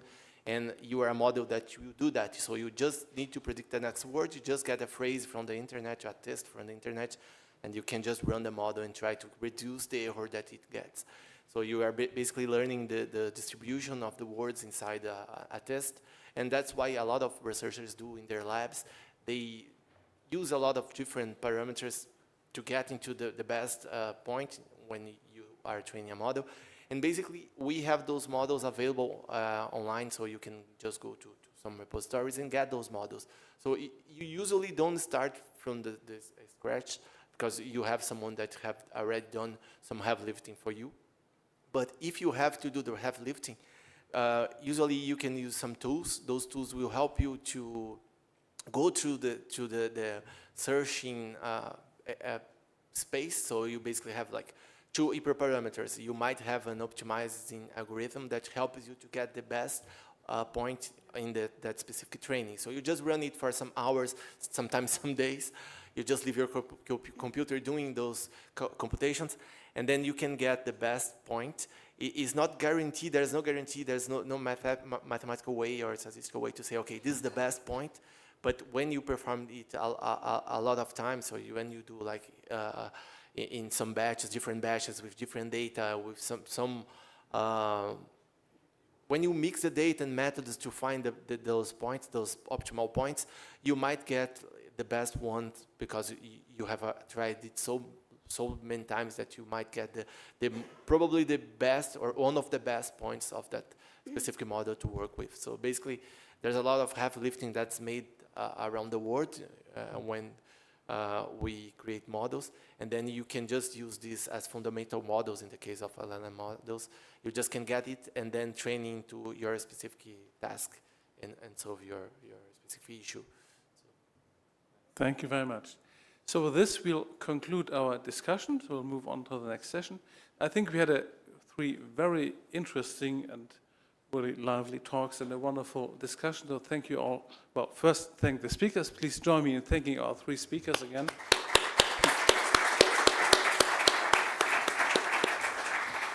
And this panel is closed, but please do not go away. I'm handing over to Eduardo Sancul for the Startup in AI session. Please.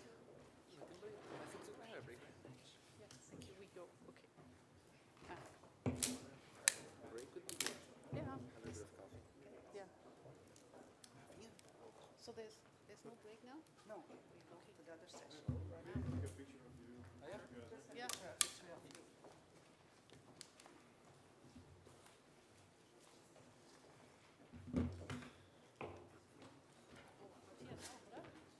Foto, da musst du auch drauf.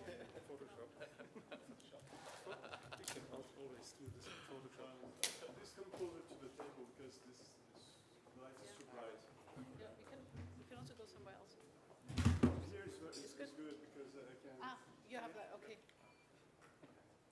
Want to put that down? Okay. I didn't think that was the cable.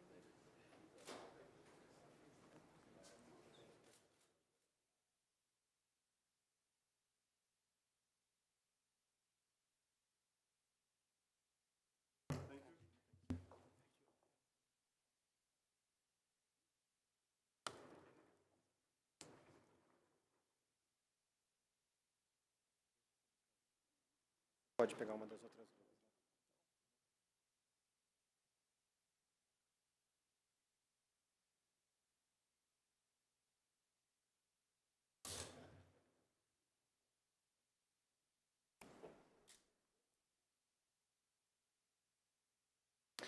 So good morning also from my side. I'm Eduardo Zancul. I have the pleasure to moderate this panel on science-driven AI startups.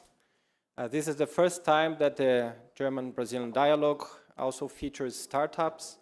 And the reason behind that is because startups are, as we see and we all know, also driving lots of developments in AI. They are doing very interesting developments, and we want to share what startups are doing in AI in Germany and in Brazil. The format that we chose are of pitches. Pitch is a format that is very common on startups. It refers to a small, short, very brief presentation, and we'll follow this format with 5 minutes presentations. We wanted to have also example from Germany, and in order to enable that, we'll have a video from a German startup that recorded a video especially for this event. And then we'll go on with 2 presentations in person from startups from São Paulo. We would have a 3rd presentation from São Paulo, but the presenter had a last-minute acute medical issue, and he cannot be here today. He apologizes, but we'll have the 2 presentations from São Paulo. Important to say, all the startups from São Paulo were supported by FAPESP PP program. The PP program is the FAPESP program that supports startups, small companies in developing new innovations. So with that said, we'll start with the video from Elma Katz. She's from the startup Exaya. Then we'll move on. I will present each one of the presenters afterwards. So I think we can start with the video, please.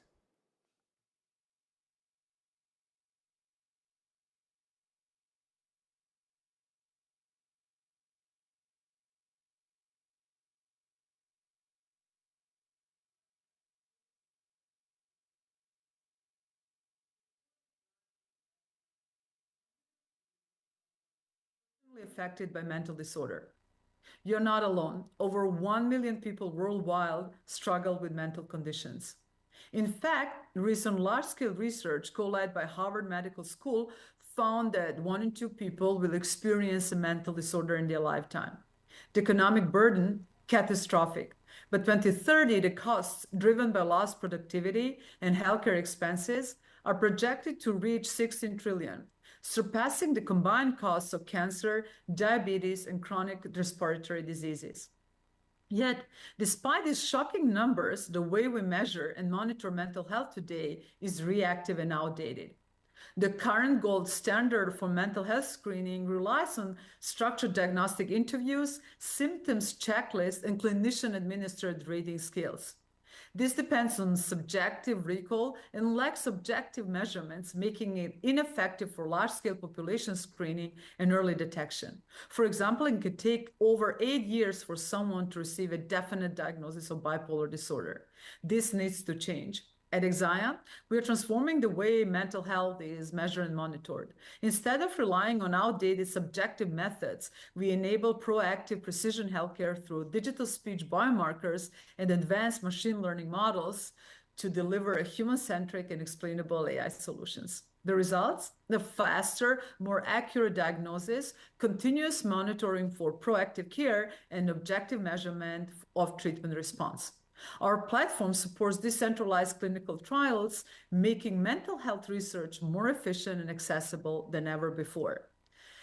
How does it work?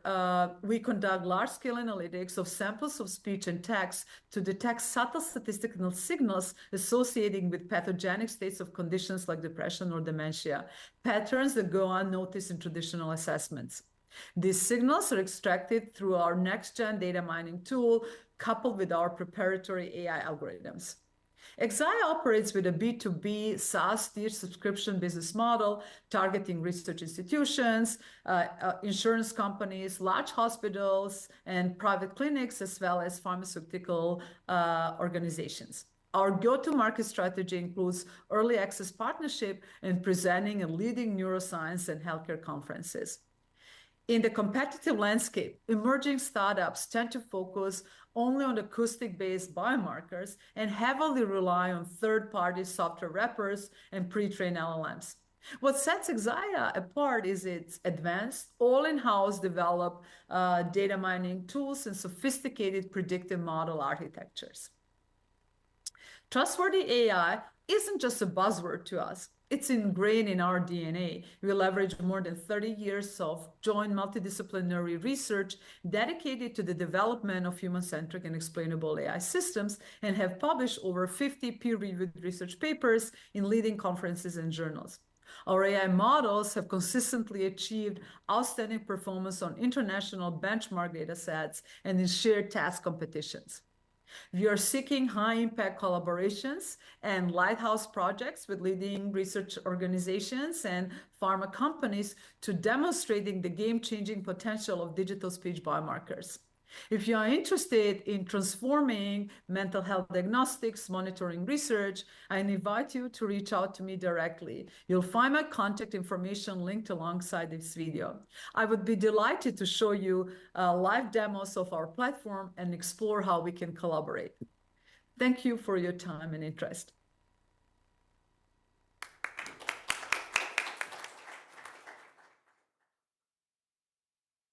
So thanks for Elma Katz and also for the VH organizing the video presentation. And we'll move on now with the first presentation here in presence by Dr. Gabriel Pires. Gabriel is biomedical by training. He holds a PhD in sleep medicine, and he's currently the director of sleep research at the startup SleepUp. So Gabriel, welcome.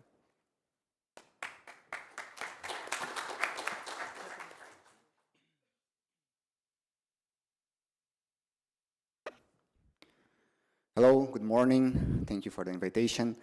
So in this lecture, I will introduce you to SleepUp, the first Brazilian digital therapeutics platform for sleep disorders. I am Dr. Gabriel Pires, the clinical research director of SleepUp, also professor at the Federal University of São Paulo and the hospital, the Albert Einstein Hospital here in São Paulo. So at SleepUp, our main drive is the fact that 1 billion people suffer from sleep disorders, the most common of them being sleep apnea and insomnia. And while these are highly prevalent disorders. Managing them has been very problematic, mostly because the diagnosis and treatment of these disorders are not accessible and not affordable. So let's consider the case of insomnia. Many cases are treated with hypnotics, which are not the very best treatment to be done. But if we go this way, we have multiple side effects, including addiction and tolerance. So if we acknowledge that psychotherapy is the best treatment, there is still problems, most common of them being the lack of specialized psychologists for sleep disorders. So the treatment is usually very expensive. So our main purpose is to democratize the access to treatment and diagnosis of sleep disorders. To accomplish that, we have been working on digital therapeutics for insomnia, developing new technologies that are both effective and accessible. So our first product was this app, which is a platform for the digital therapy for insomnia, and this was the first of its kind to be approved by Brazilian health regulatory agencies. This app offers the cognitive behavioral therapy for insomnia, which is, when performed by a psychologist, the first line of treatment for insomnia, but we adapted that to a smartphone app.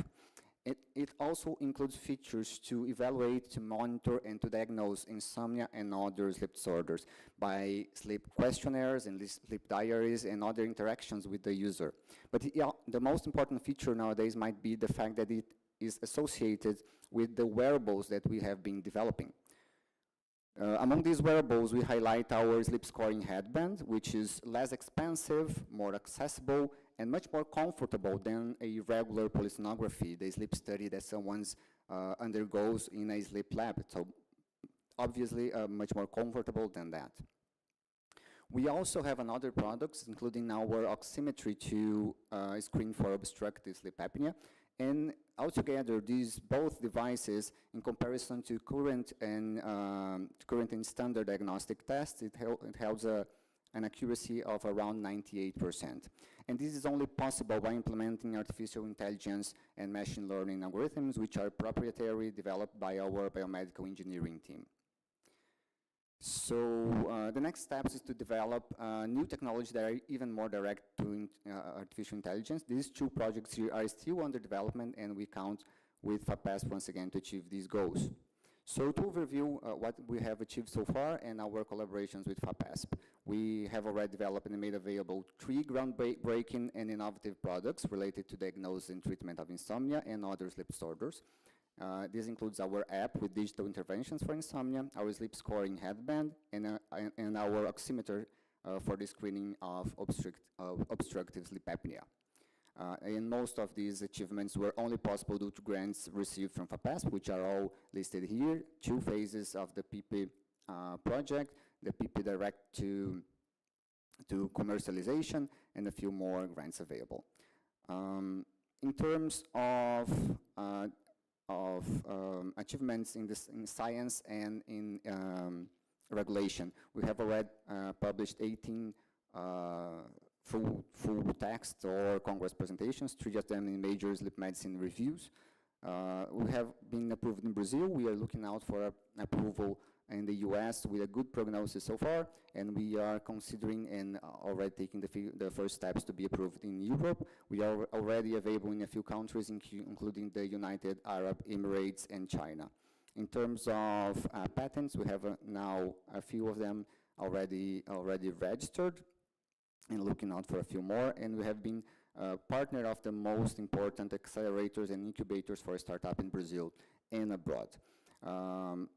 This is related to our plans of internationalization. We have received awards and made partnerships with researchers and funding companies all over the world. Our plans is to not be focused on Brazil, but to work internationally, and we're very much looking forward to work with German collaborators in near future. All of this has only been possible because we have such an amazing team, both in the side of sciences and in the side of business. In the term of side of science, we are very much looking forward to be an evidence-based company. So that's my task there, to assure that every new algorithm, every new product are evidence-based, and we count with a team of around 17 people, 7 of them holding their PhD levels in sciences, in medicine, or in biomedical engineering. And also in the business area, we have an amazing team led by our CEO, Renata Bonaldi. So thank you very much for your attention.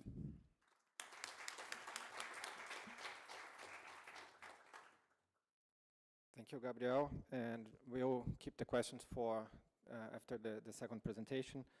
We will now have Alexandre Kuroda. Alexandre is an architect. He holds also a master in architecture from the Architectural Association from London, and he's currently leading the architectural area in ArcGen. Welcome, the stage is yours.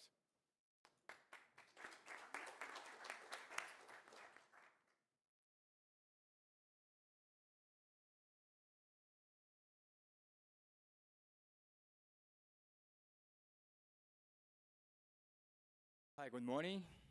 Well, I'm Alex, the co-founder of ArcGen. I want to thank FAPESP for the invitation, for being here. It's a great honor to be here at the German-Brazilian Dialogue on R&D Innovation with you all.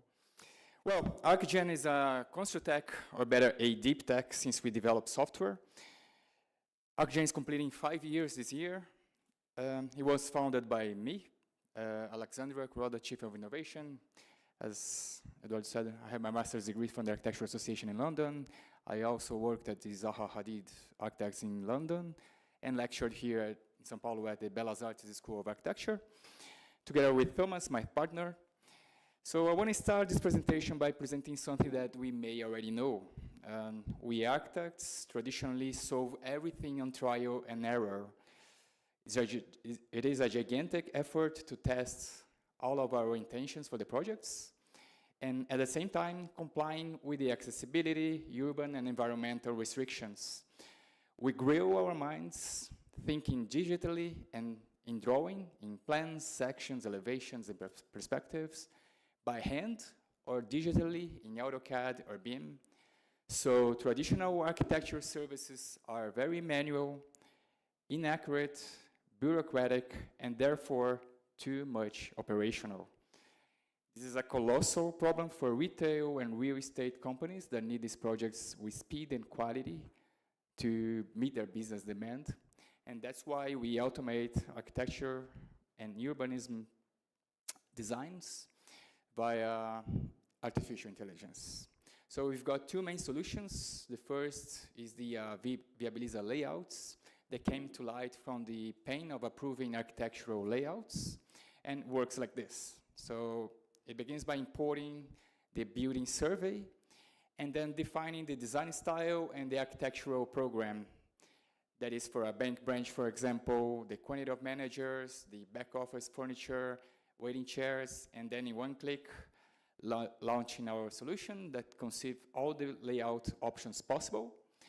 All the design options are presented and ranked according to the client's criteria and complemented with all the metrics needed for the user to make always the best possible choice. One of our clients have reported a approval time reduction from months to less than a day, an increase in the quantity of design options to more than 10, while in a traditional architectural service, we deliver up to 2-3 options, and we will charge you more if you ask for more because it's a very demanding work, and savings of millions due to the more than 4,000 branches they have in Brazil alone.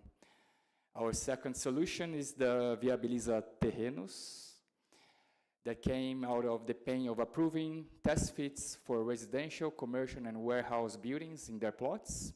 So it all begins by importing the site survey and then choosing all the urban and environmental restrictions such as setbacks, GFA, GIA, building heights, the architectural program from our clients. We customize our solution with our clients' DNA, their soul, that is their rules on apartments, accesses, amenity areas, car park, and then also in one click, starting our solution.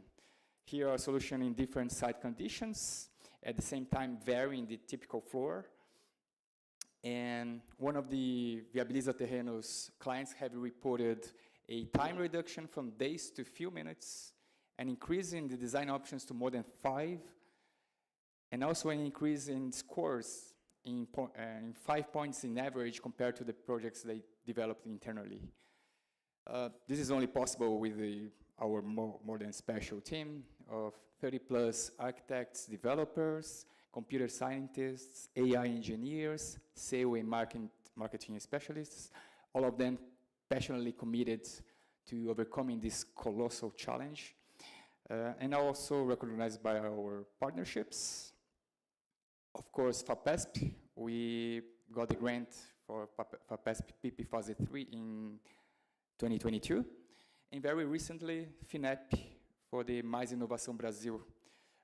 We are in the beginning of this project, out of this 3 years project. And last but not least, our dear clients, among them Bradesco and Itaú, one of the largest banks here in Brazil, users of the Viabiliza layouts, and Cury and Direcional, which are top-notch real estate companies here in Brazil, users of the Viabiliza Terrenos. So in short, what we do in ArcGen is architecture via AI, saving related costs and conceiving projects more efficiently, but above all, with the ArcGen's missions to return the protagonism to architecture, returning its strategic role and not merely operational. Well, that's it. I hope I could help introducing ArcGen. It will be a pleasure to discuss our work further with you all. Thank you.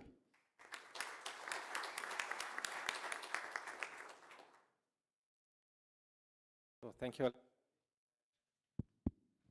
Thank you, Alexandre. And we have 5 minutes for questions before we go to lunch. I think it's worth taking advantage of both here. Are there questions?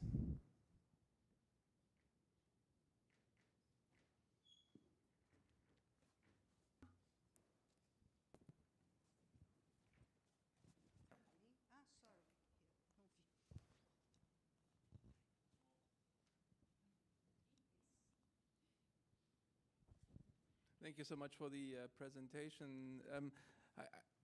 On the last presentation, thank you so much. That was very insightful and also wonderfully designed. So that is, of course, where one sees that the architect is also probably looking onto the PowerPoint slides. My question would be, what I didn't hear in your talk was creativity. So the final slide was strategic, and I understand that you want to reduce the architectural work from the tedious drawings of options that probably are not also worthwhile pursuing, etc. But is all architecture then mostly strategic, or where is the creativity also of maybe also inventing new ideas? So, for example, in your in the first example, do you have an option for sliding doors, for example? Because if you only have normal doors, then do you have the possibility to really go beyond that which the initial system reduces the parameters to, or how could you expand, going pocket style, etc., etc.? So how is that squared, or is that of no longer big relevance to these big developers? Oh, thank you for the question. Certainly this creativity question is a big question that we get a lot. And we at ArcGen, we certainly think and believe that, well, one way to look at creativity is to look at the limits of what you design, your intentions and everything that you try to put on the projects.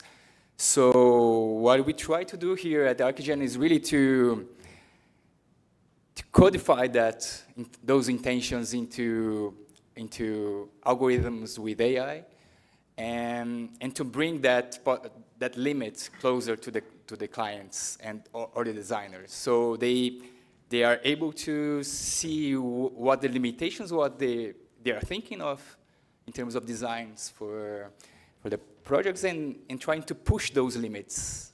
And this is something that traditional architects, is really hard to do, because we just have 2 hands, and it's kind of impossible to do. So this is something that we get from experience in the market, But in this way, we think that's really a good way and a qualitative way to push further the limits of the creativity and possibly to get better designs. So, and for example, for sliding doors, and this, if you choose sliding doors under pivot doors, like this is a kind of a rule kind of a thing, because you have more, you take more space. So these are rules for the objects. So that's what we codify in the algorithms. So our algorithms they are based on restrictions of the components of architecture, and then we make that a big mashup of intentions and all the restrictions and all the abilities of AI to produce the projects and list them to the clients. So they're going to prefer one over the other, under also with the criteria, the ranks and the qualitative aspects that we can also give to the users. Thank you. Great, thank you. We have another question from Matthias here. Okay. Well, thank you for the nice talks. I have a question to Gabriel Pires from Sleep Up. Of course, sleeping disorders are, well, a common problem for many of us. But aren't many sleeping disorders caused by reasons which an app cannot address? So inspired by one of your images, in case I'm snoring at night, which I of course never do, and my wife can't sleep, your app is not going to help her because she cannot sleep because I'm snoring. The app is not helping her. So how do you addressing basic causes of sleep disorders like traffic noise or irregular times of working and so on? The app is not going to address these basic causes for sleep disorders, right?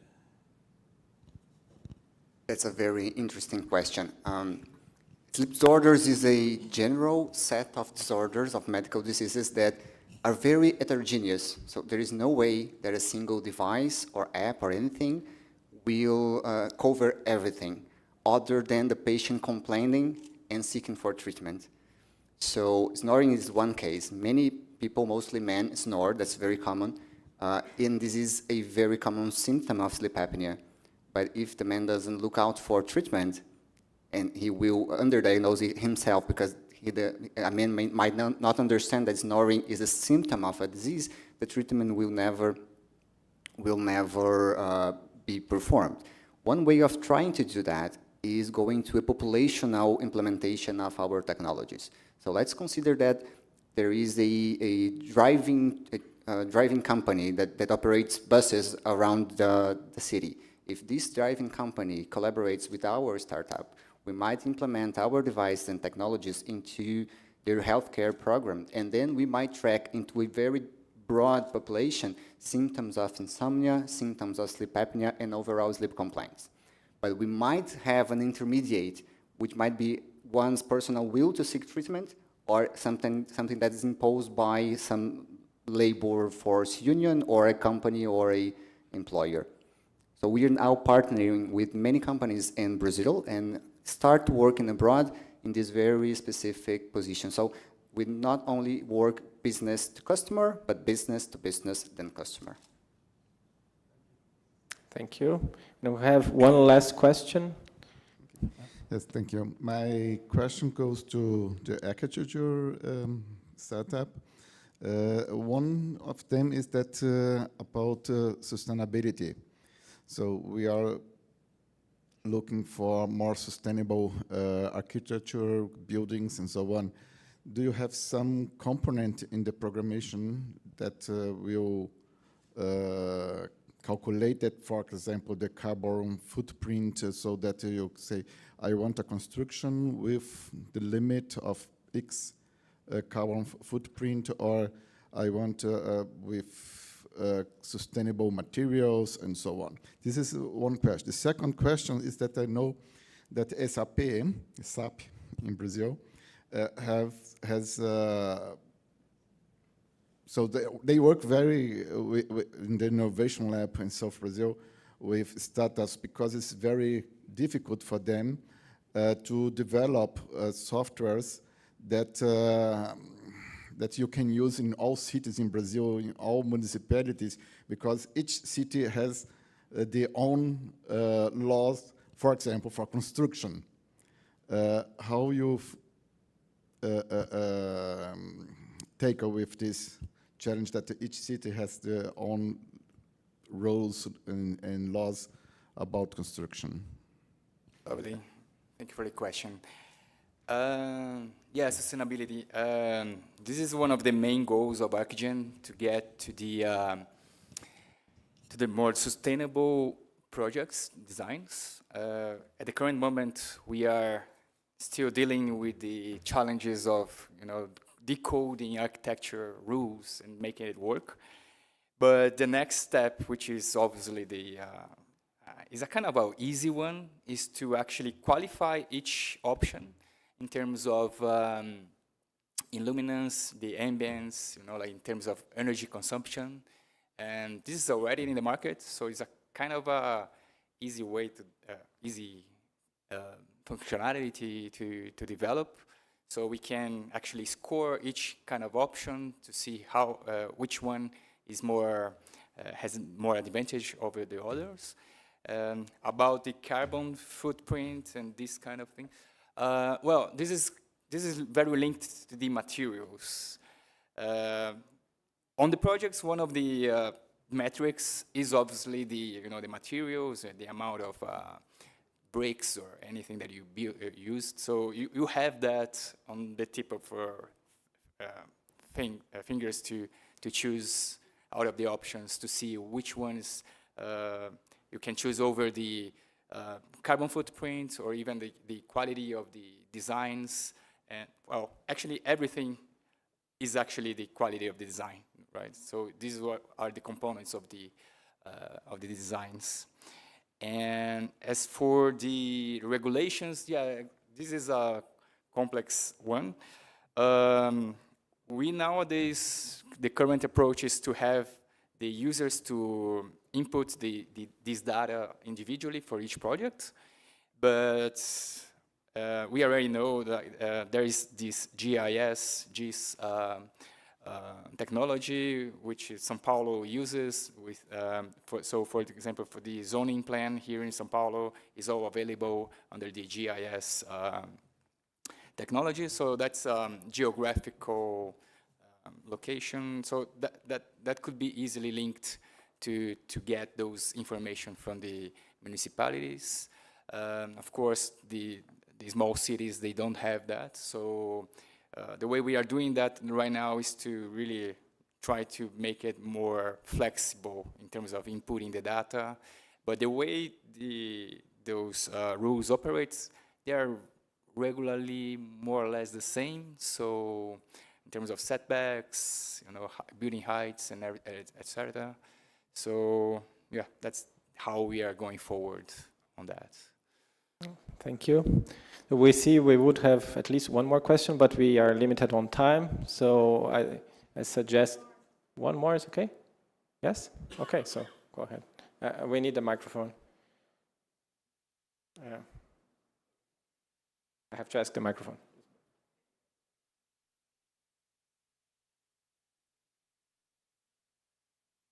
You already went to lunch. Okay. I'll just ask to do it briefly and also the answer to be very focused, please. Yeah. Thank you very much. My name is Cristiano Oliveira from University of São Paulo. I congratulate you both for this very brave initiative. We know how difficult it is to have a company here in Brazil. I would like to know, compare with other companies worldwide, how are you doing? I mean, do you have good competitors? You are, let's say, innovative enough to spread it out? I mean, just let us know. So maybe start with Gabriel. This is a great question, and I like competition because what would be Coke without Pepsi, So when you see two companies going more or less in the same direction, it proves that your direction is good, because like that's the way that the whole field is moving towards. There are a handful of companies doing more or less what SleepUp is doing. We are one among two in Brazil, so there's little competition here, and most of them are doing pretty well. And we are doing pretty well because the market is big to embrace everybody.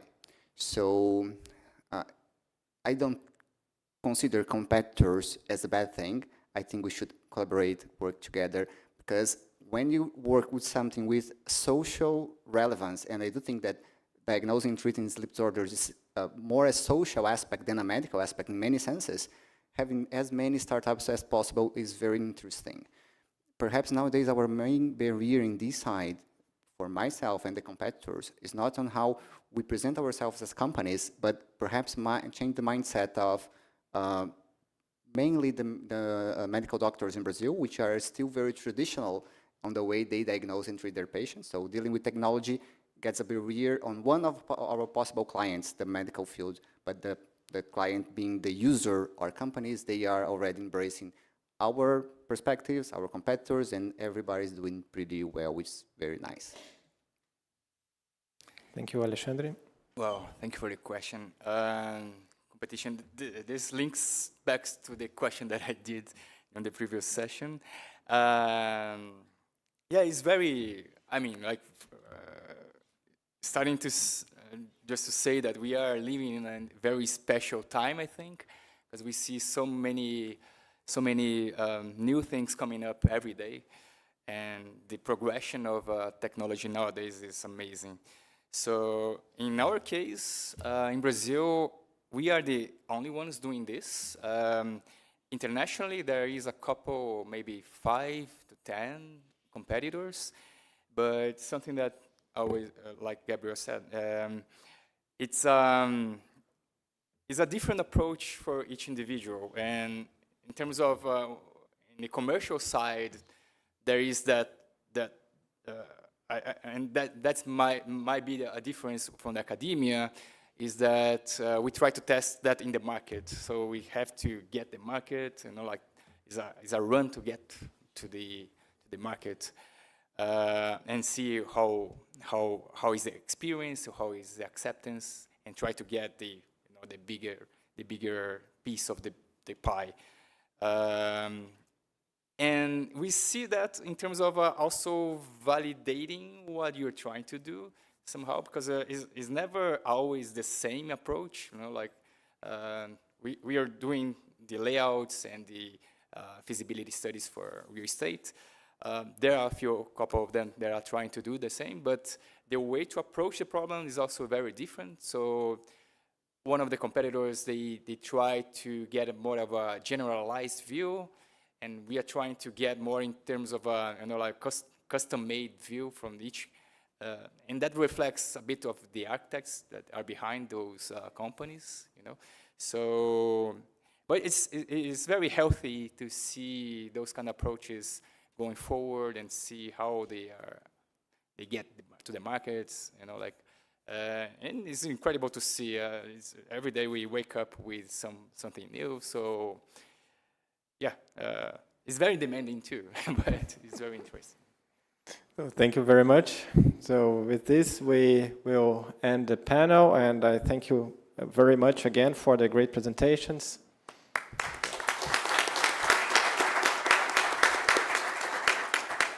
So before we head to lunch, Silke has some announcements to make. So first of all, I would like to invite you all for the lunch, because don't know if everybody was here yesterday, because some people didn't know that we have it, okay? And we will be back at 1:30 for our next panel. And I would like to ask all the Brazilian and German speakers and the team of DVH and FAPESP to come to the stage now so we can take a picture, okay? Thanks a lot.